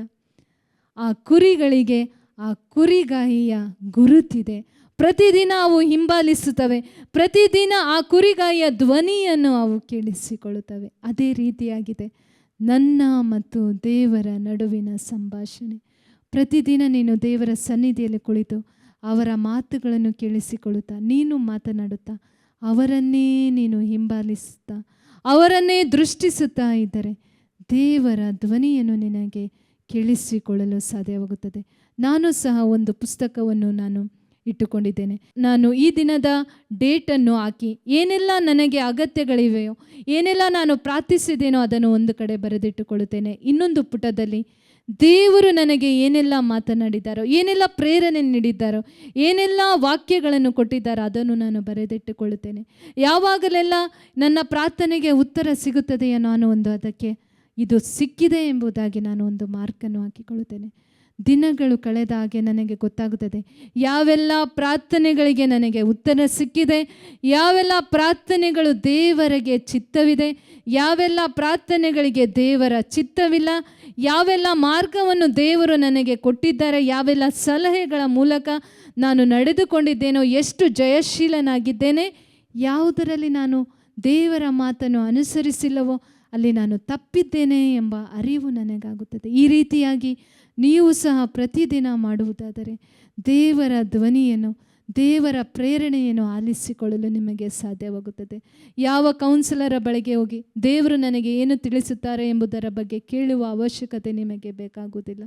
ನಿಮ್ಮ ಪ್ರೀತಿಯ ದೇವರು, ನಿಮ್ಮ ಪ್ರೀತಿಯ ಪರಿಶುದ್ಧಾತ್ಮರು ನಿಮ್ಮೊಂದಿಗೆ ಮಾತನಾಡಿ ತಮ್ಮ ಸಲಹೆಯನ್ನು ನಿಮ್ಮೊಡನೆ ಕೊಡುತ್ತಾರೆ. ಈ ರೀತಿಯಾಗಿ ಸಂಭಾಷಿಸಿ ನೀವು ಪ್ರೀತಿಯ ಸಂಭಾಷಣೆ ನಡೆಸಿದ ನಂತರ, ತಂದೆಯಾದ ದೇವರೇ, ಪ್ರೀತಿಯ ಯೇಸುವೆ, ಪ್ರೀತಿಯ ಪರಿಶುದ್ಧಾತ್ಮರೇ, ನಿಮಗೆ ಕೃತಜ್ಞತೆಯನ್ನು ಸಲ್ಲಿಸುತ್ತೇನೆ ಎಂಬುದಾಗಿ ಆ ದಿನದಲ್ಲಿ, ಇಂದಿನ ದಿನದಲ್ಲಿ ದೇವರು ನಿಮಗೆ ಮಾಡಿದ ಎಲ್ಲ ಕೃಪೆಗಳಿಗಾಗಿ, ವರದಾನಗಳಿಗಾಗಿ ನೀವು ಕೃತಜ್ಞತೆಯನ್ನು ಸಲ್ಲಿಸಿರಿ. ಯೇಸುವೆ, ಜೀವಂತವಾಗಿ ನನ್ನನ್ನು ಇಟ್ಟಿದ್ದಕ್ಕಾಗಿ ನಿಮಗೆ ಕೃತಜ್ಞತೆ. ನನಗೋಸ್ಕರ ಆ ಶಿಲುಬೆಯಲ್ಲಿ ನೀವು ಮರಣ ಹೊಂದಿ ನನ್ನ ಪಾಪಗಳನ್ನು ತೊಳೆದದಕ್ಕಾಗಿ ನಿಮಗೆ ಕೃತಜ್ಞತೆ ಎಂಬುದಾಗಿ, ನನ್ನನ್ನು ಇಷ್ಟೊಂದು ಪ್ರೀತಿಸುತ್ತಿರುವುದಕ್ಕಾಗಿ ನಿಮಗೆ ಕೃತಜ್ಞತೆ ಯೇಸುವೆ. ತಂದೆ ತಾಯಿಯನ್ನು ಅನುಗ್ರಹಿಸಿದ್ದಕ್ಕಾಗಿ, ಒಳ್ಳೆಯ ಜೀವಿತವನ್ನು ಅನುಗ್ರಹಿಸಿದ್ದಕ್ಕಾಗಿ ನಿಮಗೆ ಕೃತಜ್ಞತೆ ಎಂಬುದಾಗಿ, ದೇವರು ಮಾಡಿದ ಎಲ್ಲ ಉಪಕಾರಗಳಿಗಾಗಿ ಕೃತಜ್ಞತೆಯನ್ನು ಸಲ್ಲಿಸಿರಿ. ಕೀರ್ತನೆಗಳು ಹೇಳುತ್ತದೆ, ಆತನ ಪರಿಶುದ್ಧ ಆಲಯದಲ್ಲಿ ಕೃತಜ್ಞತೆಯೊಂದಿಗೆ ನೀವು ಸಂಕೀರ್ತಿಸಿರಿ. ದೇವರು ಸುರಿಸಿದ ಎಲ್ಲ ಕೃಪೆಗಳಿಗಾಗಿ, ಎಲ್ಲ ವರದಾನಗಳಿಗಾಗಿ ಕೃತಜ್ಞತೆಯನ್ನು ಸಲ್ಲಿಸಿರಿ. ಎಲ್ಲ ವಿಧಗಳನ್ನು ಮತ್ತೊಮ್ಮೆ ನಾನು ನಿಮ್ಮೊಳಗೆ ನೆನಪಿಸಿಕೊಳ್ಳಲು ಬಯಸುತ್ತೇನೆ. ಮೊದಲನೆಯಾಗಿ ದೇವರನ್ನು ನೀವು ಸ್ತುತಿಸಿ ದೇವರನ್ನು ಕೊಂಡಾಡಿರಿ. ಎರಡನೆಯದಾಗಿ ದೇವರನ್ನು ಕೃತಜ್ಞತೆಯೊಂದಿಗೆ ನೀವು ಸಂಕೀರ್ತಿಸಿರಿ. ಮೂರನೆಯದಾಗಿ ಆಧ್ಯಾತ್ಮಿಕ ಹೋರಾಟಕ್ಕೆ ದೇವರು ಕೊಟ್ಟ ಶಸ್ತ್ರಾಸ್ತ್ರಗಳನ್ನು ನೀವು ಧರಿಸಿಕೊಳ್ಳಿರಿ. ನಾಲ್ಕನೆಯದಾಗಿ ನಿಮ್ಮನ್ನೇ ನೀವು ಸಜೀವ ಬಲಿಯಾಗಿ, ದೇವರಿಗೆ ಮೆಚ್ಚುಗೆಯಾದ ಮೀಸಲಾದ ದಹನ ಬಲಿಯಾಗಿ ಸಮರ್ಪಿಸಿಕೊಳ್ಳಿರಿ. ಐದನೆಯದಾಗಿ ಪರಿಶುದ್ಧಾತ್ಮರಿಂದ ನೀವು ತುಂಬಿಸಲ್ಪಡಿ. ಪರಿಶುದ್ಧಾತ್ಮರ ಪ್ರೀತಿಯಿಂದ, ಆನಂದದಿಂದ, ಪರಿಶುದ್ಧಾತ್ಮರ ಫಲಗಳಿಂದ, ವರಗಳಿಂದ ನೀವು ತುಂಬಿಸಲ್ಪಡಿರಿ. ಆರನೆಯದಾಗಿ ನೀವು ಮಾಡಿದ ಎಲ್ಲ ಪಾಪಗಳಿಗಾಗಿ, ನಿಮ್ಮ ಯೋಚನೆಯಿಂದ, ಮನಸ್ಸಿನಿಂದ, ಹೃದಯದಿಂದ, ಕ್ರಿಯೆಗಳಿಂದ ಮಾಡಿದ ಎಲ್ಲ ಪಾಪಗಳಿಗಾಗಿ ಕ್ಷಮೆಯಾಚಿಸಿ ನಿಮ್ಮನ್ನೇ ನೀವು ಪರಿಶುದ್ಧಪಡಿಸಿಕೊಳ್ಳಿ. ಏಳನೆಯದಾಗಿ ದೇವರು ನಿಮ್ಮನ್ನು ಕ್ಷಮಿಸಿದಂತೆ ಇತರರನ್ನು ಸಹ ನೀವು ಸಂಪೂರ್ಣವಾಗಿ ಕ್ಷಮಿಸಿಬಿಡಿ. ಎಂಟನೆಯದಾಗಿ ಅತಿ ಪ್ರಾಮುಖ್ಯವಾದ ಸಮಯ, ದೇವರೊಂದಿಗೆ, ನಿಮ್ಮನ್ನು ಪ್ರೀತಿಸುವ ತಂದೆಯೊಂದಿಗೆ, ನಿಮ್ಮನ್ನು ಪ್ರೀತಿಸುವ ಯೇಸುವಿನೊಂದಿಗೆ, ನಿಮ್ಮನ್ನು ಪ್ರೀತಿಸುವ ಪರಿಶುದ್ಧಾತ್ಮರೊಂದಿಗೆ ಪ್ರೀತಿಯ ಸಂಭಾಷಣೆ ನಡೆಸಿರಿ. ಪ್ರೀತಿಯ ಮನೋಭಾವವನ್ನು, ಪ್ರೀತಿಯ ಭಾವನೆಯನ್ನು, ನಿಮ್ಮ ಒಂದು ಆ ಪ್ರಾರ್ಥನೆಯ ಪ್ರೀತಿಯ ಸುಗಂಧ ದ್ರವ್ಯವನ್ನು ದೇವರಿಗೆ ನೀವು ಅರ್ಪಿಸಿರಿ. ನಂತರ ಕೊನೆಯದಾಗಿ ದೇವರು ನಿಮಗೆ ಏನು ಮಾತನಾಡುತ್ತಾರೋ ನೀವು ಆಲಿಸಿಕೊಳ್ಳಿರಿ. ದೇವರ ಧ್ವನಿಯನ್ನು ನೀವು ಕೇಳಿಸಿಕೊಳ್ಳಿ. ಅಂತಿಮವಾಗಿ ದೇವರು ಸುರಿಸಿದ ಎಲ್ಲ ವರಗಳಿಗಾಗಿ, ದೇವರು ಸುರಿಸಿದ ಪ್ರೀತಿಗಾಗಿ, ಪರಿಶುದ್ಧಾತ್ಮರಿಂದ ನೀವು ತುಂಬಿಸಲ್ಪಟ್ಟದ್ದಕ್ಕಾಗಿ ದೇವರೇ ನಿಮಗೆ ಕೃತಜ್ಞತೆ ಎಂಬುದಾಗಿ, ತಂದೆಯಾದ ದೇವರೇ, ಪ್ರೀತಿಯ ಯೇಸುವೆ, ಪ್ರೀತಿಯ ಪರಿಶುದ್ಧಾತ್ಮರೇ, ನಿಮಗೆ ಕೃತಜ್ಞತೆ ಎಂಬುದಾಗಿ ಪ್ರತಿದಿನ ನೀವು 1 ತಾಸು ಪ್ರಾರ್ಥಿಸಲು ಪ್ರಾರಂಭಿಸಿರಿ.